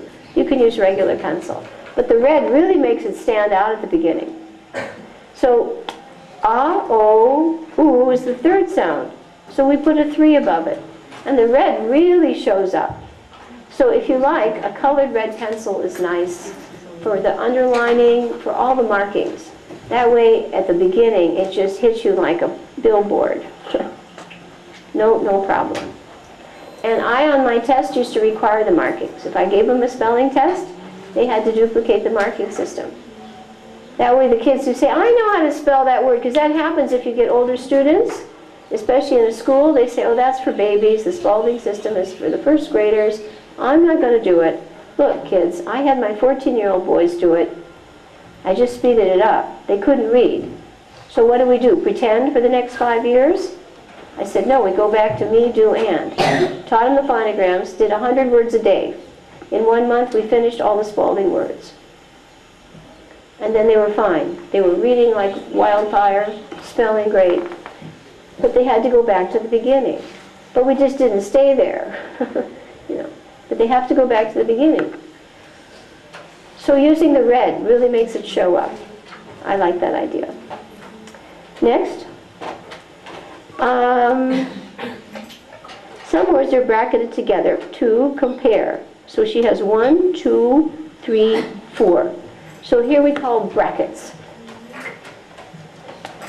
You will see in your speller, now you are wondering, what is that? Right? Like this.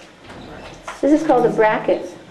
When the words are in script, in the notebook, they use what they call a flower brace, like this. Okay?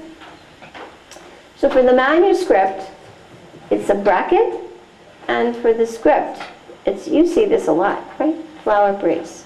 It means there's some relationship here, and she'll have different ones.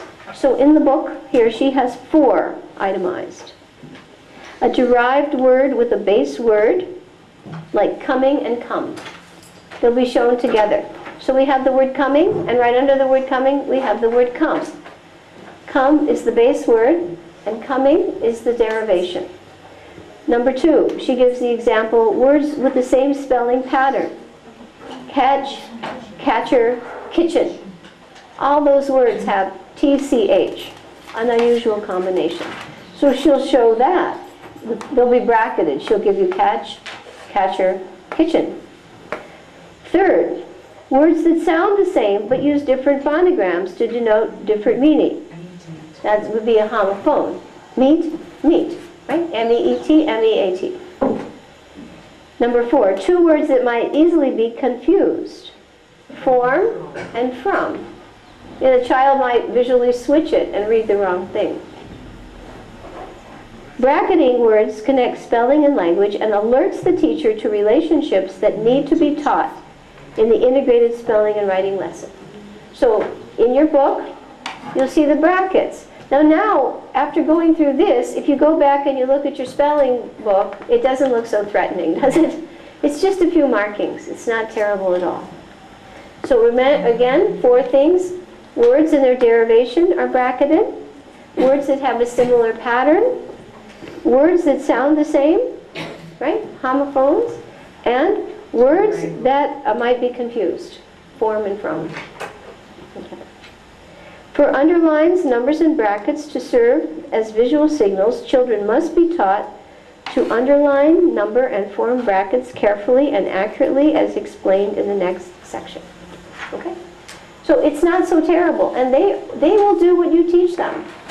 My father, who was in many ways wise, used to say, children don't like what they, children do not know what they like what they know. So if they know something, good or bad, it's up to you to make sure it's not bad. That's what they'll like. So if they're taught this, as you see already, how many of you kids like to do the letters this way? How many of you like to do the letters? Because they know how to do it. That's all. Before, you didn't know how to do it, did you? But now you know. So do you like it now? Of course. And it's very practical. Very good. And they were all doing very nice letters. First time, Anita. Today, first time. Some of them were perfect even. And we were just doing the simplest clock face, reference points, and straight lines. All right, now we'll turn the page. Preparation for dictating the spelling vocabulary notebook. Now again, it's called a spelling vocabulary notebook because the words are not just, somebody says, well, do we know what it means? Yes, you know what it means, because when the word is presented, the teacher has to provide it in a sentence and explain the meaning if it's not clear. Okay. So here she says about the 45 sounds in English. We know all that. And how we've done the clock face letters, we've done all that. And we've tried to master our phonograms, we've more or less done that. So we've done all this. Syllables, okay. Syllables are important. Syllables are a breath. Remember 3 things. A breath, a vowel, makes a syllable. Every time you breathe, you make one of the vowel sounds. And you don't have a syllable without a vowel. Okay? So this is indicated. Little Bhakti really liked this. By the movement of the arm. That makes the whole thing a kinesthetic experience. We remember what the body does more than any of the other 5 senses. If the body does something, your whole body feels it. So you see, if you say transmigration, it comes off a lot better than if you just see the word into 4 syllables. Transmigration. And it's chopping it up into bite-sized pieces. Combine that with the sounds, phonograms, and the numbers, and the kid has a clear idea of what he's doing, what he's reading, and what he's spelling. And you'll find he can hear big words and just start spelling them on paper. Sometimes I'd have to stop the kids because they're supposed to write it as I would give it. They would start in the book and figure it out. And they would start, I said, no, we have to do it together because the whole thing is simultaneously see, hear, say, write. But they were ready to go ahead. They already, psyched it out. All right. So the syllable is a very important thing. And it's indicated by a space between the words. The word is broken into syllables, And the distance is the width of a letter. Okay. Vowels. Teach children that A, E, I, O, and U are a special set of alphabet letters called vowels, and every syllable must have at least one vowel. Actually, when I gave the word, I would say, like in the word me, I would say, we start with the first phonogram, the consonant, and the next phonogram is the vowel, E. So you can reinforce everything. It doesn't take that much more. And then I reinforced as we did it, straight line, up to 10, over to 2, down. And at first it seemed a little tedious, but it goes in deep. Because if you don't, they'll just forget. So for a long time I would say the consonant this, the vowel that, or the fixed combination this, and everything I was reinforcing, and I would check to see that the writing was correct. And we would articulate the markings. Everything is articulated for future application. As she said, learning theory teaches that if it's articulated, it can be applied. Okay?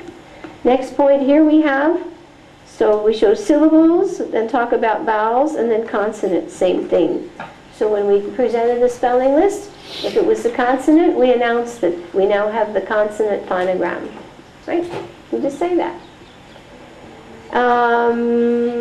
What else here? Underlines, we've done that. Oh, here she says, teach children, underline is just under the baseline, but far enough to distinguish it. You should see a small space. So if I have a line here on the book, here's my book, and here's a line, okay, and I have the word me.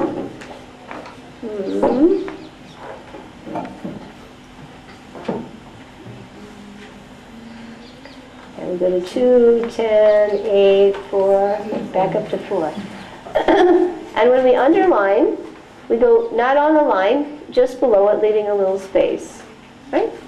Just a little bit below. And she said you should see a little bit of a white space between the phonogram and the underscore, underline. E. Now, so far, everybody's up to understanding? You know what's going so far? Because once we start on the spelling list, you realize we've covered all this already. It's just a matter of teaching it, like that. E. And so we say, children, our first phonogram is the consonant Second one is the vowel sound E. And it's the second sound in E. Okay, and because it says its name, we underline it, and that is rule. We put it period. And oh, by the way, we didn't practice the numerals, but the numerals are 1.5 spaces. They're not 2 spaces, they're not 1. They're 1.5. So if you make a 4 or 5, and they're also given in there. I didn't put them in the book. But the numerals are precisely done, just like the consonants and the vowels.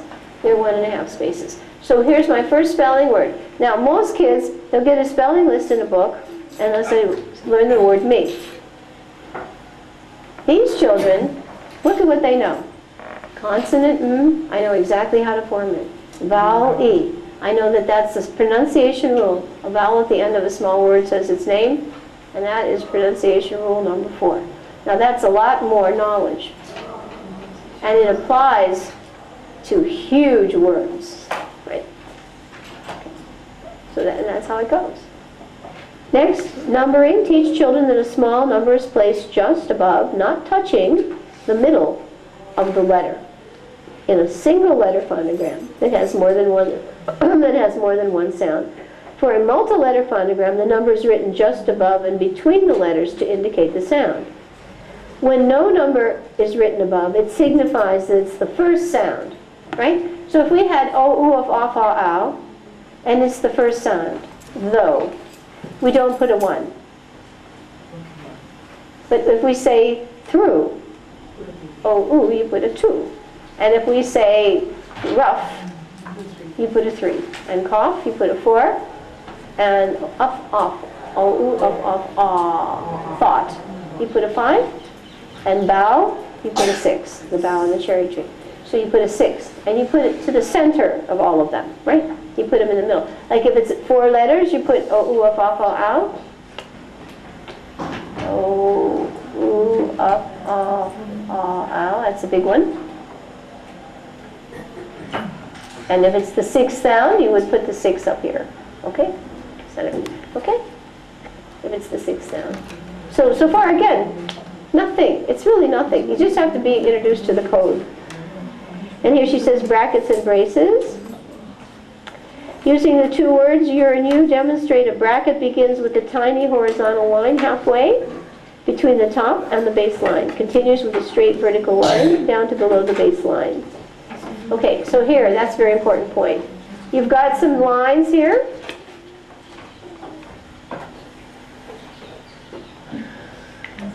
And your brackets or braces, a little bit above, little tiny line, then down, and a little bit below.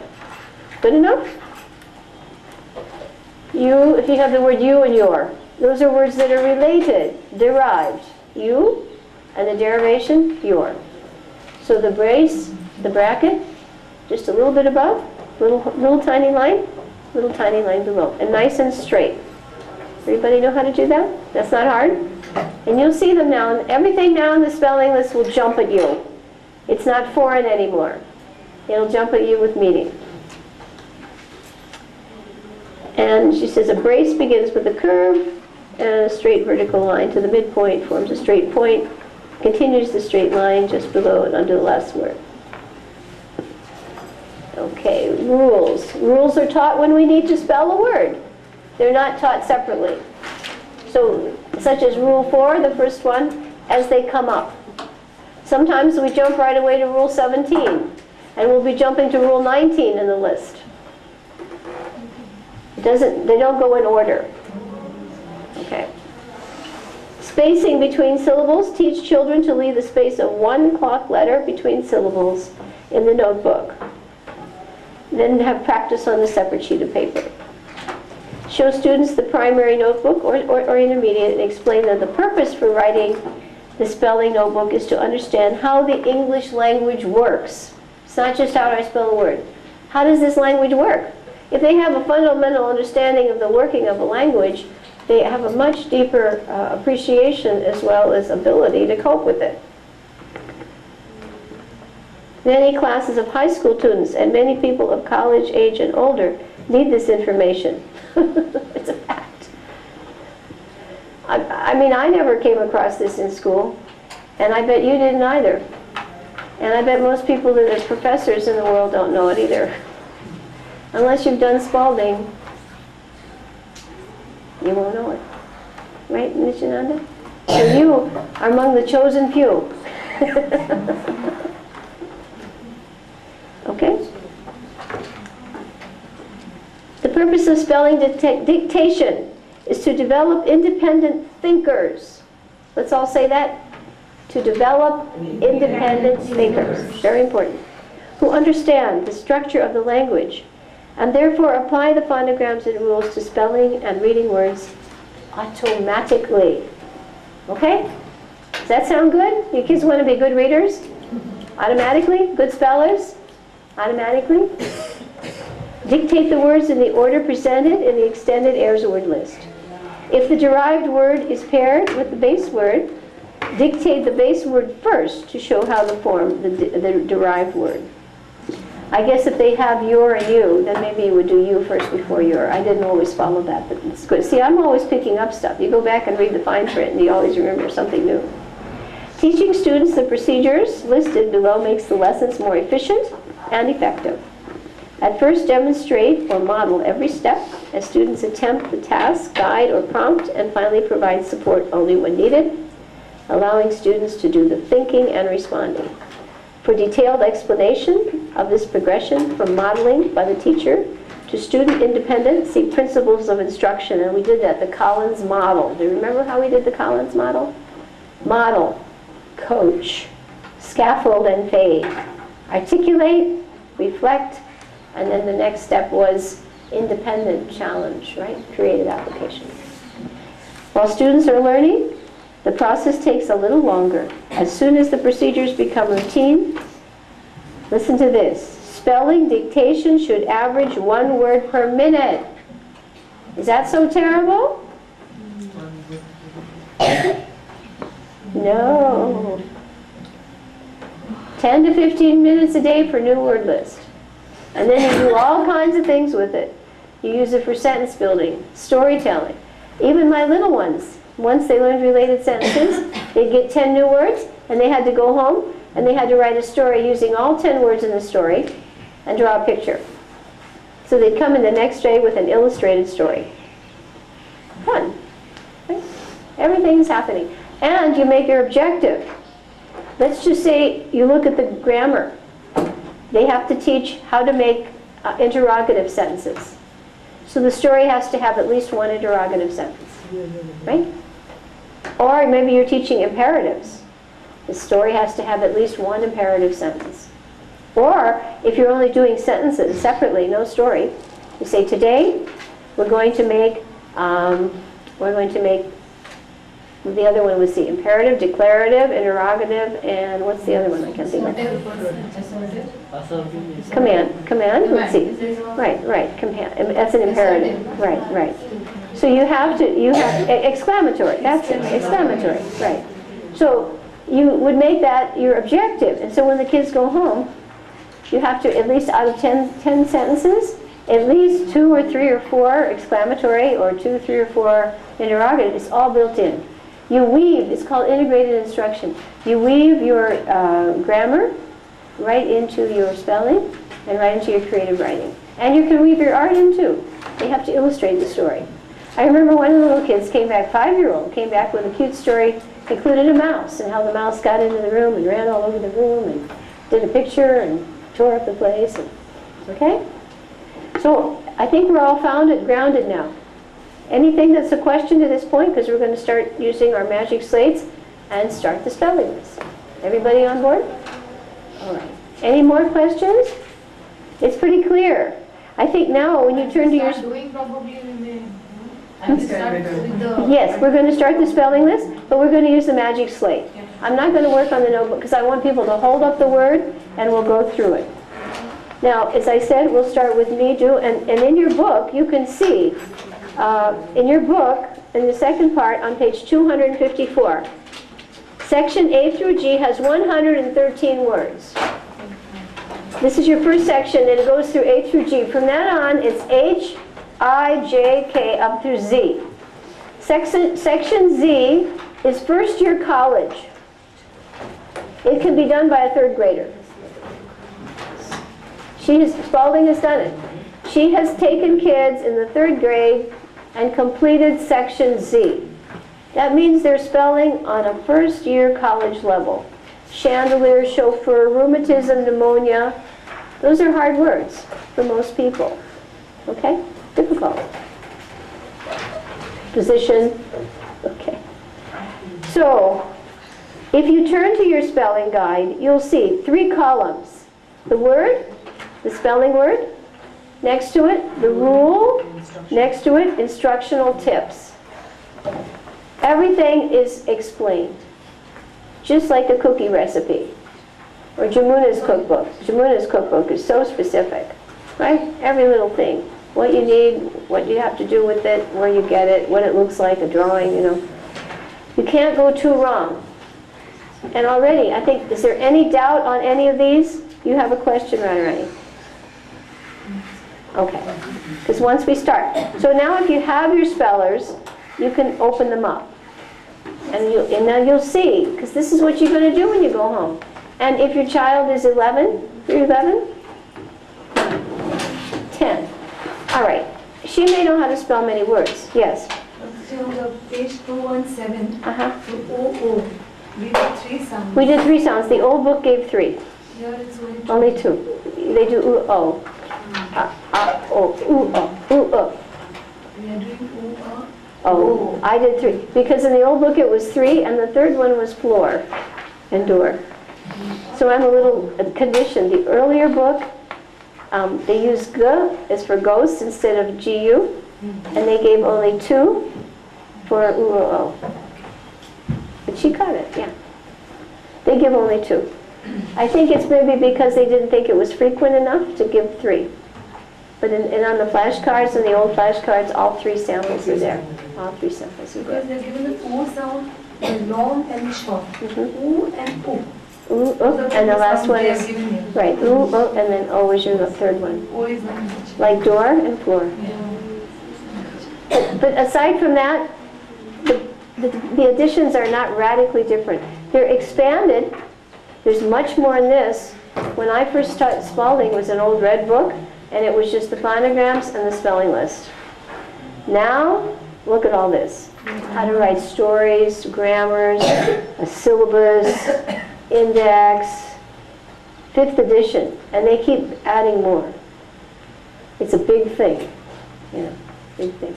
But the old book, and I gave the old book away, and it even had the phonograms in there, big. I used to photocopy that. It's all now, it's much more expanded. But as far as the basic list, and even this is done more in more detail. They didn't have all this before. They've made the job so explicit for you. Okay, so let us now begin. Are we ready to try our spelling now? This is how a spelling list is taught. And we'll go through, how's our time? It's 4:30. We'll see if we can do the first 10 right away. And then I'll jump around to incorporate. I'll start going through the list wherever another rule comes up, like Rule 17 or Rule 19. Okay, so that you can get exposed to the pronunciation rules. Now the children will start with us because this is for them. So they're asking can they write in the book because sometimes the clarity doesn't come. Sometimes the clarity doesn't come. I think on the board for now, because we'll do one word at a time, okay? That way we can all hold it up. The whole idea now is introductory. We're not worried about precision at this point. Precision we can get. I'm trying to give you all an overview so you don't go home and panic. If I stop now for precision in the book, we're not going to make it. Okay? But I think now you're all getting exposure. Precision will come by your own level of keep reading, practicing, and looking at the model. Okay? And we have more days for precision, but we also want to cover diagramming, color grammar, lesson planning, a little bit of math. I'd rather do that than just, you know, worry about getting it right in the notebook, which I don't think you can all do on the first time anyway. I'd rather we get a quick overview. Okay? On board with that? Everybody agree? Okay, here's how we go about the spelling. So we'll pretend now you're all first graders. No, seriously, we won't do that because actually even adults have to go back and do this. Otherwise, they don't know what's going on.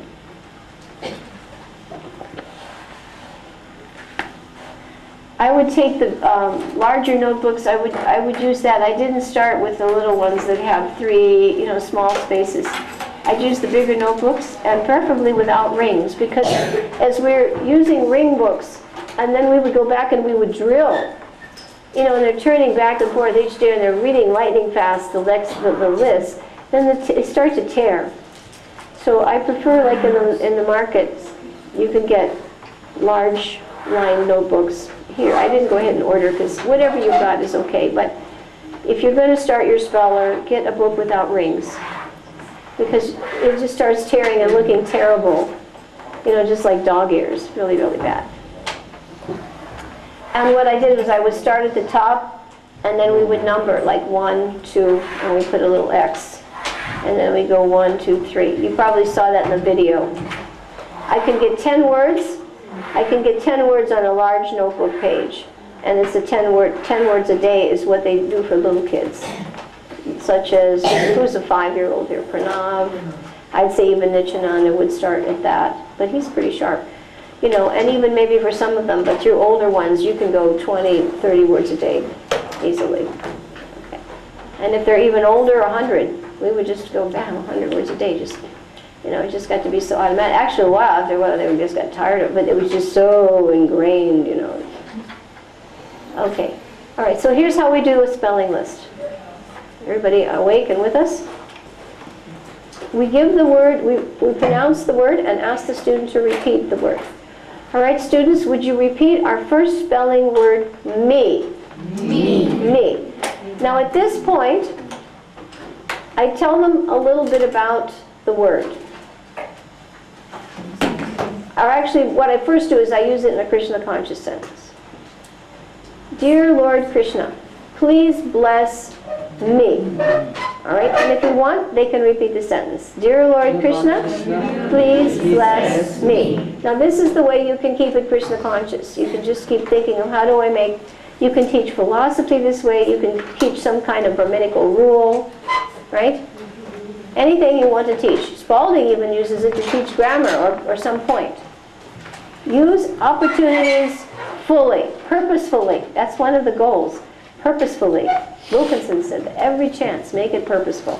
Don't waste time. Okay, so our first word was me, and we're going to tell you something about the word me. If I use my name, Yashoda Mataji, Yashoda Mataji, Yashoda Mataji, Yashoda Mataji, it gets to be boring. But sometimes you use a word that takes the place of my name. Me. Now does me only refer, and you'll see, they'll give you the dictation, they'll tell you this. Does me only refer to Yashoda? Only? No, it can refer to whoever's speaking. This is a word that takes the place of the person's name. Me. Now we introduce functional grammar at first. We do not use the technical words. I don't say this is a pronoun. Once they have the concept of function, then we give them the practical word. Right? Like we start with naming words for nouns. But we say this names something. Later we say noun. Or later we say pronoun. Later we'll say preposition. Later we'll say verb, adjective, adverb. Okay? All right. So now we've said the word me. We've used it in a sentence, a Krishna conscious sentence, and we've explained what its function is. It takes the place of my name. Krishna, I don't say, please bless Yashoda Mataji. I say, Krishna, please bless me. All right. Now, students, we're going to take our hands, hold up our hands. Your right hand. Everybody? Let us hear the sounds in this word. All right? And for each sound, we touch a finger. So use your right hand, and with your left hand, you touch a finger so that you know the sounds, how many sounds we have. So the first sound we have is the consonant sound, and the second sound is the vowel sound, E. Okay, so how many sounds do we have? 2. E. Now don't start writing because we do it together. We must always do it in unison, everything. Simultaneous. If they start ahead, it doesn't work. The strength comes in 4 senses at once. All right, we will make our first sound, The consonant, phonogram, Are we ready? Okay, let us make that together. Short, straight line. Everybody say. Short straight line. Up to 10. Up to 10. Touch the line. Touch the line. Over to 2. Back down to the baseline. Up to 10. Touch the upper line, middle line. Over to 2. Back down. We have just now written our first consonant, phonogram, Perfect. Now at first, you have to say all this, but you're reinforcing everything else you taught. And these mantras go very deep. The deeper they go, the more automatic the spelling and the reading. This is to help your child become an expert, rapid speller. Very good, but the middle line comes down. Help him with his It has to touch. All right, remember the second sound was E. The vowel sound, E. All right, but this phonogram has 2 sounds, E. But here we hear E. So now we start in the middle. We make a horizontal line from 9 to 3. And we curve up to 2, up to the line, over to 10, down to 8, touch the bass line, up to 4. Now we have a pronunciation rule here. Whenever we hear a vowel, at the end of a small word or a syllable that says its name, we underline it. Put your little underscore a little bit below the space line, the line. Leave a little white space there. This tells us how to pronounce this. If I put the line, I know this is not I know it's E. Otherwise it's meh. but it's not me. We said me. So we have to show some way. This is the way we show the vowel says its name, by underlining it. And there's a pronunciation rule that we have to show. Over to the right, and if you have your page, you go way over to the right. We put the abbreviated up to 10, over to 2, with a dot. I don't have enough room here. And a 4. The 4 is 1.5 spaces high. This is called Rule 4. Rule 4 tells us that A, E, I, O, U, if they say their name at the end of a syllable or small word, we underline them. That way we know how to say it. This is our first spelling word, me. Did everybody do it? Let's see. Okay, his R has to be bigger and his 4. Okay, let's see everybody hold up your work. Looks pretty good. Your 4 needs to sit on the line, Ushamati. Your 4 should sit on, it's 1.5 spaces. Yeah, it touches the baseline. Okay, your 4 is too small. Your 4 is pretty good. Yeah, your 4 is pretty good. Your 4 is too small. And you need to make your lines Gandharvika. Okay, your 4 is too small. Yeah, numerals are 1.5 spaces. Still a little bit bigger. If you have lines like this, okay, your numerals are this big. Okay? Everybody got it? Numerals are not 2 spaces, they're not 1, so you just don't confuse a 1 with an L or an I. Good. And make your R go over to 2. A little taller, still bigger. Too small. 4 is still too small. It's amazing, nobody's getting it yet. That's better. Now she's got it. That's right. Right. Better. That's better. You put a dot after the R. R period 4. R dot 4. You can see even how on the first one we have to do a lot of correcting. The period sits on the line, Gandharvika. Otherwise it looks like a multiplication symbol. Gandharvika? It's on the line. Yeah, in math, if you see a dot, it means multiply. Everything has to be exactly right or it's instant confusion. Me, put a dot after the 4, R. His R. On the line. That's a boy. Okay. And your 4, make this stem the same. I see some of you doing this. Make it the same height. The whole idea is no confusion. That's good. Ramesh is right. That's good. Me, Rule 4. Now, you see already, even with the first word, a lot of clarity. We had to clear a lot of confusion. All right? Good. Your 4 needs to be bigger. The 4 is 1.5 spaces. Numerals are 1.5 spaces high. That's good.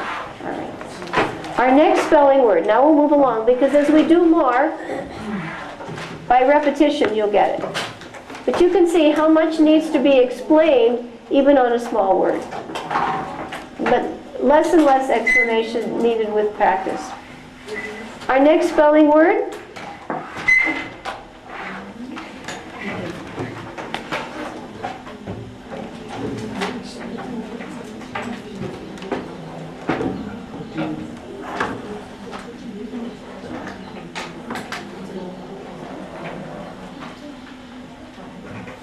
All right, students, listen carefully for the next spelling word. The word is do. Now, everyone, please repeat the word do. Do. Do. I will use it in a Krishna conscious sentence.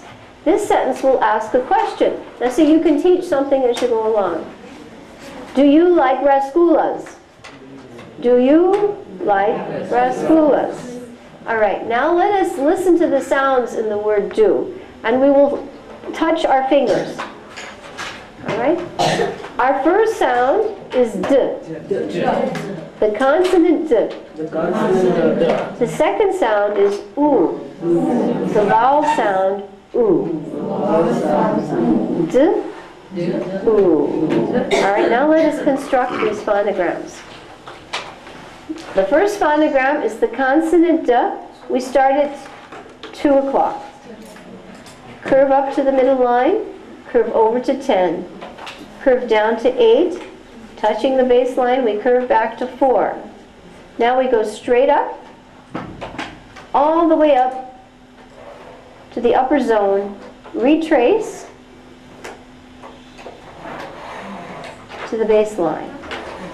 We have now written the phonogram D. Perfect. Perfect. Good. Nicely done. Perfect. Everybody's got a good one. Good. Nice and big. These magic slates are fabulous for a classroom. You don't waste time running around. Radharani, hold that one up. Very nice. She's got a hand for just getting them perfect. Our second phonogram sound is the vowel sound, oo. All right? This vowel sound is made with the phonogram ah, o, oo. The third sound, ah, o, oo. So we write that phonogram ah, o, oo. Starting at 2 o'clock. You move over when you do it. When you have a phonogram that starts with a clock face, you have to move over. If you start too close, there's no room. So we go 2 o'clock, curve up to the line, curve over to 10. Everybody say, curve down to 8. Curve down to 8. Touch the baseline. Touch the baseline. Curve up to 4. Curve up to 4. Curve back to 2. Curve back to 2. D, oo. Now which sound was that? Ah, o, oo. Which sound? Third sound. What do I do? We have to write a 3. You get the children to say more and more of it. Okay, so we now, above the ah, o, oo, we leave a little space and we write a small number 3. This is the word d, oo, do. Did you all put a little 3 up there? Above? Okay. Perfect. D, oo. So we have had the words me and do. Very good. Our next, yes. We did the earlier one, me. Why didn't we write 2 there and why are we writing 3 here for this? All right. Because when the pronunciation rule 4 explains that marking.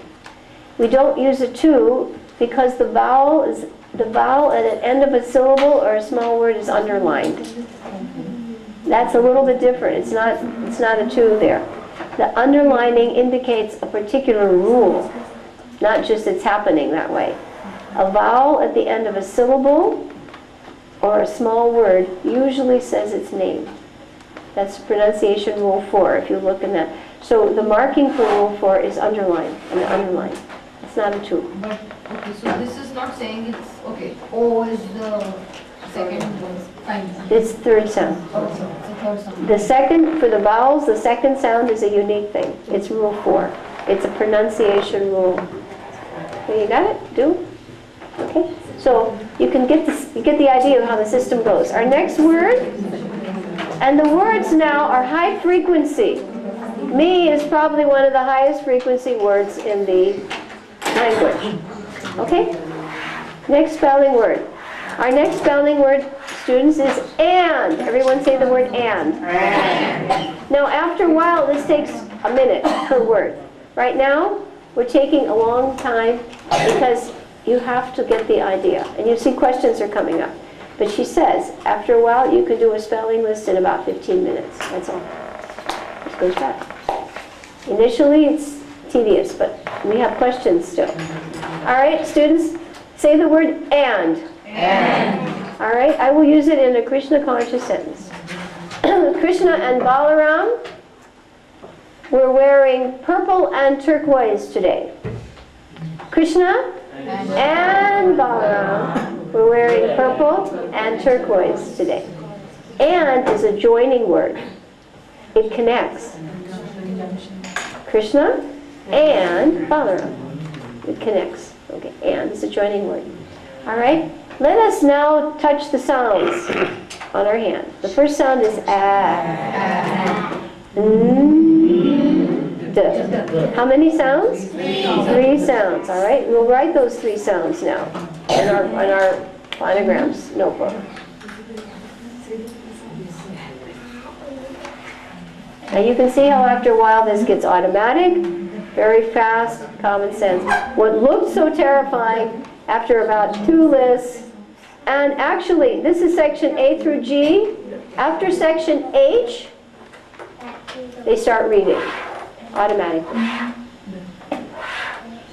Automatically. I guarantee. Not bad. They don't, she says, we do not teach reading. They start reading after 2 sections. This section is 119 words. The next section is about 90 words. After 200 spelling words, they start reading automatically, without effort. Not bad. All right, let us do the first sound we heard, ah, right? Ah. The phonogram, ah, a, ah. All right, we started, everyone say 2 o'clock. 2 o'clock. Up to the line. Up to the line. Around to 10. Around to 10. Down to 8. Down to 8. Touch the baseline. Touch the baseline. Up to 4. Up to 4. Straight up to 2. Straight up to 2. Back down to the baseline. Mine's not so good there. Ah, first sound. We do not number first or only sounds. If it's the only sound or the first sound, you went ahead though. Okay? See, she figured it out, but we don't want them to do that. We just do them together. Yes. Even though it's tedious at the beginning, it's essential. They're ready to go, you can see. But you do it with us. Ah, everybody got it? Perfect letter. Next. Everybody say, now the teacher must repeat every time, reinforce the letter form. Short straight line. Short straight line. Retrace to 10. Retrace to 10.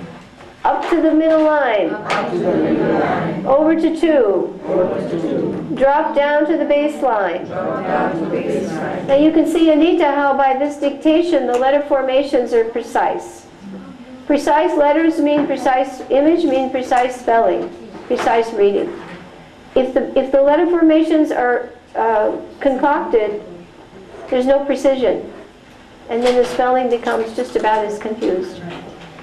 Our third sound was D and D. So that's the phonogram, consonant phonogram D. Let us now recite. Start at 2. Start at 2. Up to the middle line. Up to the middle line. Over to 10. Over to 10. Down to 8. Down to 8. Down to the baseline. Down to the baseline. Curve up to 4. Curve up to 4. Now at this point, straight up to 2. Straight up to 2. Up into the upper zone. Up into the upper zone. Retrace. Retrace. Back to the middle zone. Back to the middle zone. And drop to the baseline. Drop to the baseline. All right, we say with this word, no markings. Why do we say no markings? They're all there. It's either the first or only sound. First sound, only sound, only sound. So we have to say no markings. No markings. Very good. And look at how nice these little letter forms are. Very nice. Gandharvika, hold that up so everybody can see. Nice. Damodar. Perfect. Hold it up. Perfect. Perfect formation. The pencil's hard to see. These magic slates are good for a classroom situation. And. Very good. Good. We have to be reinforcing things. And we tell the children at the beginning it's a little slow, but we're learning procedures now. Our next spelling word is go. Go. All right, clear your boards, everybody? Very good, Nityananda. Are you happy to be learning how to do the phonograms method? I think you mothers now feel confident, right? When you go back, you can do it? Is there anybody who thinks he can't do it after this? I doubt it. Anita, it's so simple. Just master the phonograms, perfect this thing, follow the recipe, 10 words a day minimum, depending on the level of the child, up to 100 words a day. And from there on. And then you can apply it to all kinds of, you know what, Anita? Whenever we got other books like the geography, the math book, we took all of the terminology for the subject, and we would apply phonograms and syllables to those, so the students knew how to, any terminology in science, math, geography, we would work in the book, and we would apply the phonogram system so they could spell any word in any of the subject areas. That way they're conversant with spelling in all other subject fields. exploration, universe, gravity, whatever the word is going to come up, calculus, whatever words come up, we would apply the phonograms to their study books and go through the books, and that way that became another vocabulary list for them, so they could spell all the words perfectly. Our next spelling word is go. Please say the word go. Go. All right. At 12 o'clock, we go to the temple for noon arctic, right? At 12 o'clock, we go to the temple for noon arctic. Go is an action word. Go is an action word. Now, as you know, we only talk about function. We had a replacing word, we had a joining word, and we had action do. Action word asked a question. All right, and now we have another action word, go. All right, we've heard it now. We've put it in a sentence. We know what it does. It shows action. Let us touch the sounds. First sound we hear is g. Second sound we hear is oh. All right, let us now put this on our list, on our books. And let's see who's smart and catches something now. We'll see if somebody's clever. We have g, oh. See if somebody knows what's coming. Predicted, we call this critical thinking, predicted outcome. All right, we'll now write our first phonogram sound, g. G. All right, let us recite the writing procedures together, loudly. Start at 2. Touch the middle line. Over to 10. Down to 8. Touch the bass line. Up to 4. Straight up to 2. Drop down to the lower zone. Stop at 4. Curve to the lower bass line. And up to 8. All right, we have just now mechanically constructed g, our first sound. Look at that. Nichananda. Look at those. Are you happy? You like this, huh? They're very nice. How are you doing, Rashika? Okay? She doing all right? She's doing really well. I've watched her today. She's just completely serious. Perfect. Our next sound is this was a consonant sound, g. The next sound is a vowel sound, oh. Oh. Okay, let's say the formation now together. Chant. Start at 2. Up to the line, right? Curve over to 10. Curve down to 8. Curve down to the bass line. Curve up to 4. And curve it back to 2.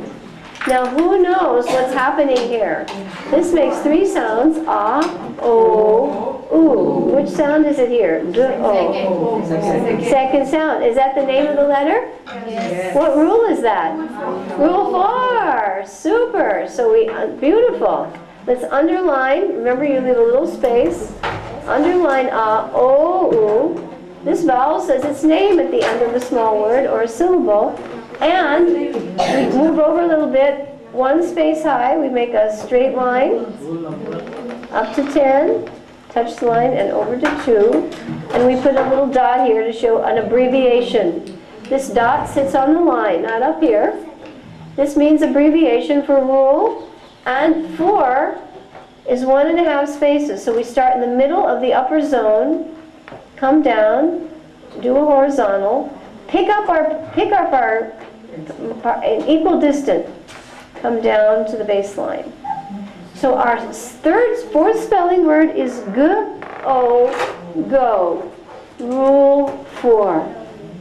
Now, do you understand the difference between this? Yeah. Mostly, yeah, you will see a rule 2 in some cases, but if it's at the end of a syllable and it's a vowel, it's this pronunciation rule. Go rule 4. Hold it up, run. Oh, you did underline the a-o-u. Everybody underlined a-o-u? Perfect. Hold that up. So you see, first day, spelling words? Anybody having a hard time? No. Perfect. Look at these. Perfect. Look at them. Everybody's got it now. Good. Everybody's got it now.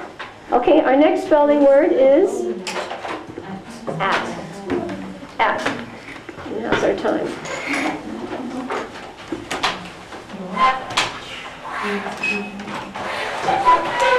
These are taking almost 3 times the time they should, but we must, at the beginning, go through the procedures so that you're all clear. It's a bit austere, but I think you'll all have a clear foundation. All right, students, I'd like you to repeat our next spelling word with me.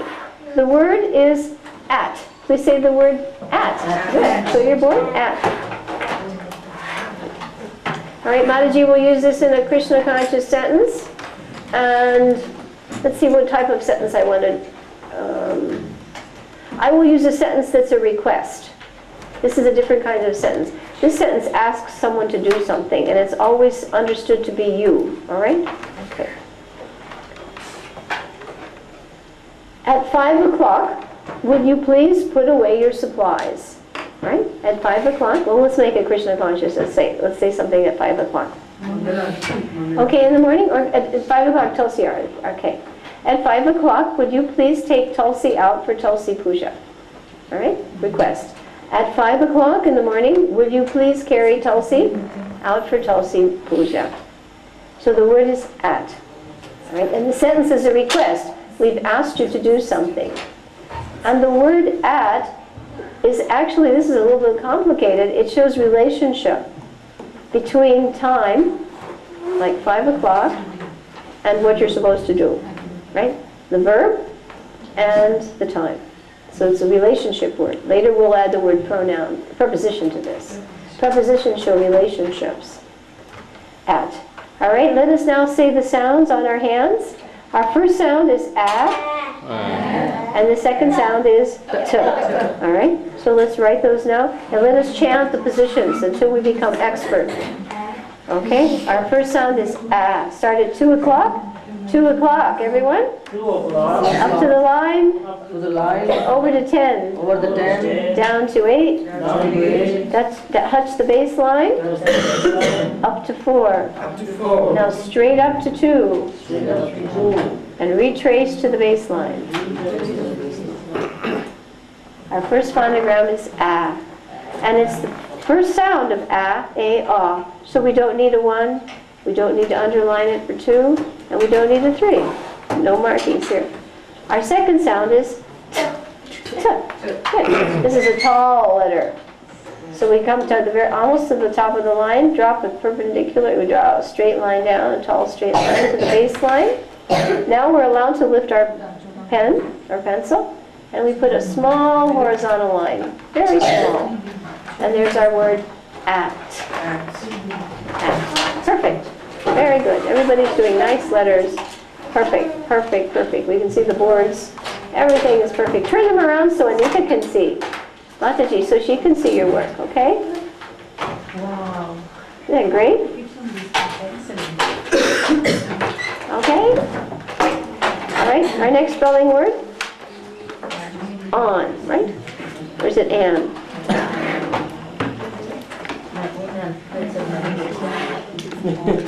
Okay.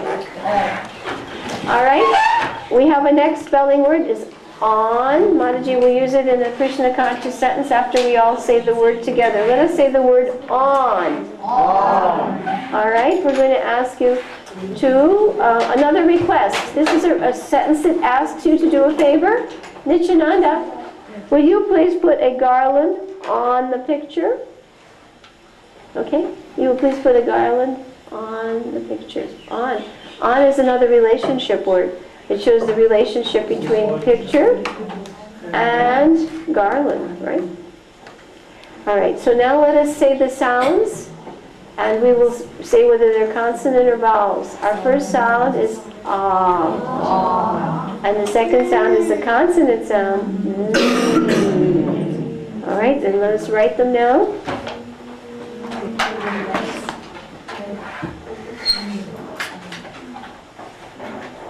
And it can go much more, we'll see, much more quickly.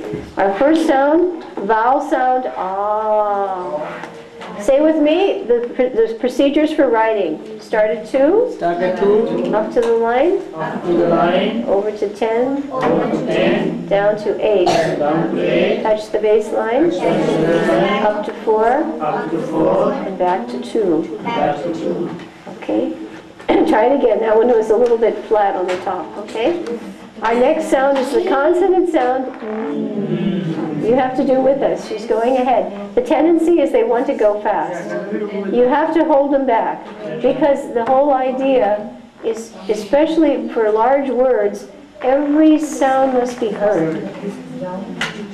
So at first it's easy, but later when we're getting to huge words like chandelier or chauffeur, every sound has to be heard. The next phonogram is the consonant. Short straight line. Short straight line. Retrace to 10.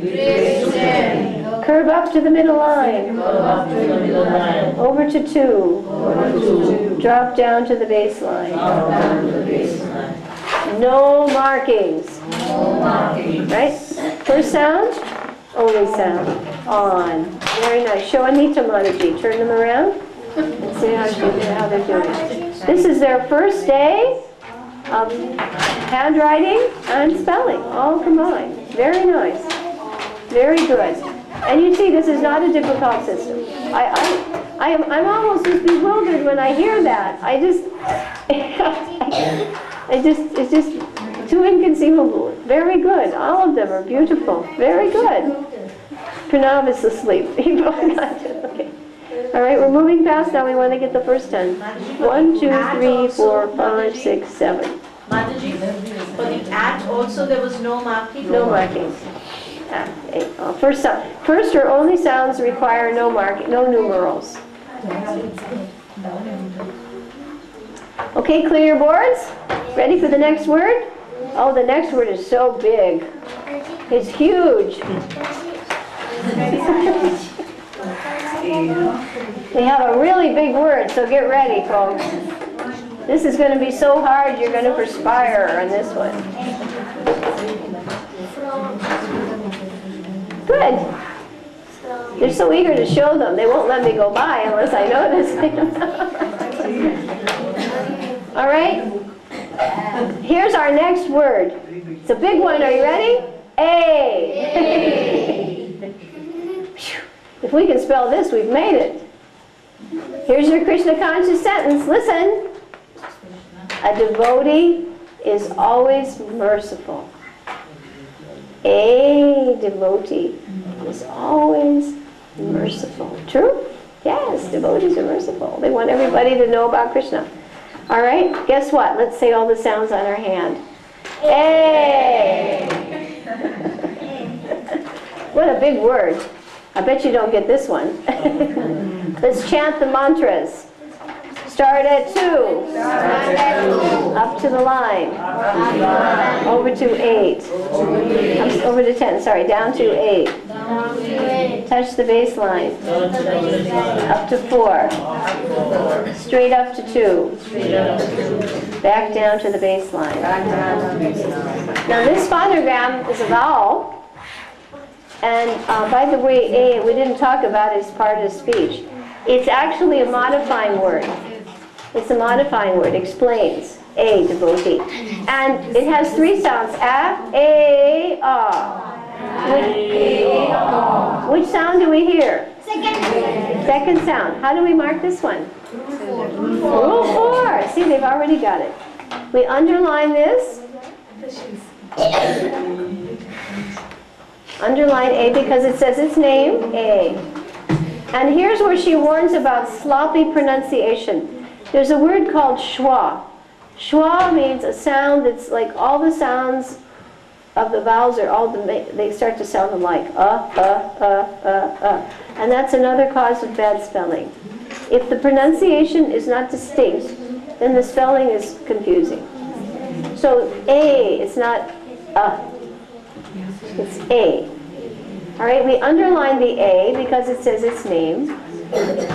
And we leave a space and we write a small letter, retrace up to 10, And touch the line and curve over to 2. Be sure you curve over to 2. Don't chop it off. You put a period to show abbreviation that sits on the line. Gandharvaki, you're not with me. If I see you do that one more time, do something else and don't follow, I'm going to get really heavy. You know, when I give an instruction, it's once. And if you don't care to listen, then you just don't need to be in the class, because you can go do it yourself. Everybody else is following, right? Adults are following. You must follow. I've already told you twice. This is the last time, okay? When I taught in the Gurukula, the children understood I said it once. If they wanted to see Nrsingadev, they didn't listen. Rule number 4. Okay, 1.5 spaces. We go across, and we come up, and we go down. You stay with the group. When you don't stay with the group, it says, oh, I'm better than they are. That's not true. Everybody else is observing the rules. And even if you know it, you follow along out of respect. There's always something to be learned. A, rule 4. Correct? Looks good. Make your 4 sit on the line there. Touch the line. Okay? Okay, Nityananda? His 4, I'm not sure if he did a 4. I don't think he's rule 4. Your 4 needs to be, help you, his 4 is strange. That's good. A rule 4. Okay, very good. You got it okay? A rule 4. Perfect. Perfect. Wonderful. Tanvi. Everybody can see Tanvi? Show Mother Anita. Turn it so Mani can see through. Nice, nicely done. A rule. I'm a little confused because you've got a lot of things going on. Yeah, put them in order. Turn your board the other way when you write, because otherwise that creates confusion. Do it. Yeah, turn your board horizontally to get it in. Okay. Now let's see. Perfect. Okay. A rule 4, and you want to leave space so it doesn't look like the phonogram R. A rule 4. Correct. Got it. See, how's our time? 1, 2, 3, 4, 5, 6, 7, 8, 9, 10. 3 more, and let's go fast. It is and she. Okay, let us go fast. Put your boards, clear them quickly. Quickly. We have to do the first 10 today. After this, tomorrow, we'll just jump around through the book, every new rule that's coming up, where you'll see more than one syllable. And then we want to start in on how to integrate your creative writing. As you saw, just having them, they write sentences at home. They have to take each word. Spalding in a classroom takes 3 hours because the spelling list is only 10-15 minutes. So after that, each word the child has to come up with a creative sentence. Use it in a sentence. Write a sentence. And then we mark the parts of speech. We'll be doing that tomorrow. Have your colored pencils tomorrow, and your paper will start writing sentences, marking parts of speech. We start with 1 a day. You know, like we start with nouns, then we do pronouns, then we do verbs, then we do conjunctions, modifiers, adjectives, adverbs, and then after that, interjections and prepositions. Prepositions and then interjections. The children mark all those by color. So they're sentences, and that becomes a teaching objective.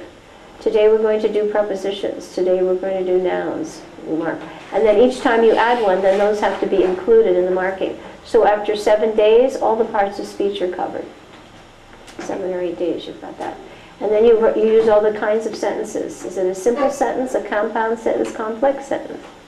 Is it interrogative, declarative, imperative, or exclamatory? And is the verb, is it simple tense, progressive? Okay? Perfect or progressive perfect? So all these things are taught right from the beginning. It's just a matter of weaving it in, and that becomes each time a new objective. That way the whole thing becomes a challenge in terms of grammar, creative writing. The spelling is just an excuse. It becomes an excuse for teaching everything else. But the whole idea is it's all woven into one package. That way you don't have to have a separate, you go to one class, you have a spelling list today, and then I learn some grammar, and then I learn some writing. It's all done in one package. That way it's integrated, it's simple, and it's clear, and then they see the relationship. And eventually you can add some Krishna conscious words. I'll show you what we did. Did you all bring your book with you, Aesop's Fables? Yes. Oh, that was fabulous. What we do with that. That's fabulous. For vocabulary, for drama, for morals. We memorized all the morals. In fact, I'll get that photocopied for you. I have a photocopy of all the morals. Like, honesty is the best policy. That's the first one. Do not let anything turn you from your purpose. We would memorize that so they become very articulate in wisdom. Wonderful. So we did a lot with that book. Okay, let us go to our next word. The word is it. Okay? We will use the word it in a simple sentence. Everyone repeat the word it. It is another word like me. It takes the place of something, right? So we say, when I'm washing my bead bag, I want to make sure it is very clean. So I don't say the word bead bag twice, right? I don't say when I'm washing my bead bag, I want to make sure my bead bag is very clean. I can for emphasis, but normally if I repeat the name of something a second time, I replace it with a noun, a word that takes its place. So I use the word it. It. All right? Now let us say the sounds on our hand. First sound is it, and the second sound is t. So this is a very big, hard word, right? Big and hard. Whoa. But you'll see, actually, every big word is made up of small syllables. So once you know the basic combinations, oops, I got the wrong color here. Actually, I'm going to throw in another statistic for you right here. For you parents, and you teachers, and you students. This is coming from the speed reading book. 400 words in English. That's not many, right? 400 words in English constitute 65% of every page. Any page. Any page. Any book. No matter how hard or how easy. So in speed reading, they teach you how to learn to go through, and you realize these are called structure words. And the rest are your content words, the ones that are telling you what's the special thing we're reading about. So only 35% are content words. But most of the words are structure. So doesn't it make sense for a child when he can spell very well 400 words, he's got 65% of the job done. You master those, and that's what they do here, the high-frequency words. These are the ones that come up on every page of every book, whether it's a book on, a PhD thesis or it's your first grade reader. 65%. Structure words, 35% content words. And speed readers take advantage of this because they just go through the page, and when they're trying for comprehension, they're just clicking. This word, this word, this word, this word. This is the meaning word. This is what I want to extract. All the rest is just glue that keeps it together. Structure word. Okay, so now we will have our word it. This is a word that takes the place of another word. My bead bag, and the second time I refer to it, I use the word it. All right? And did we do the sounds on the finger? We did that, right? I think we did it. Our first sound, vowel sound, it. Say with me, short straight line. Short straight line. Directly above it, mid-place, I put a dot. It.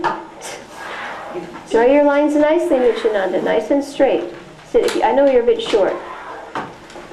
Our second sound is the consonant sound, t. This is a tall straight line. Tall straight line.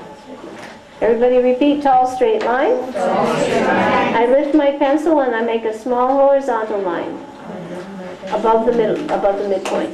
It. And we say no markings. No markings, because this is the first sound and this is the only sound. It. Now that was a really hard word, wasn't it? Okay, rub it.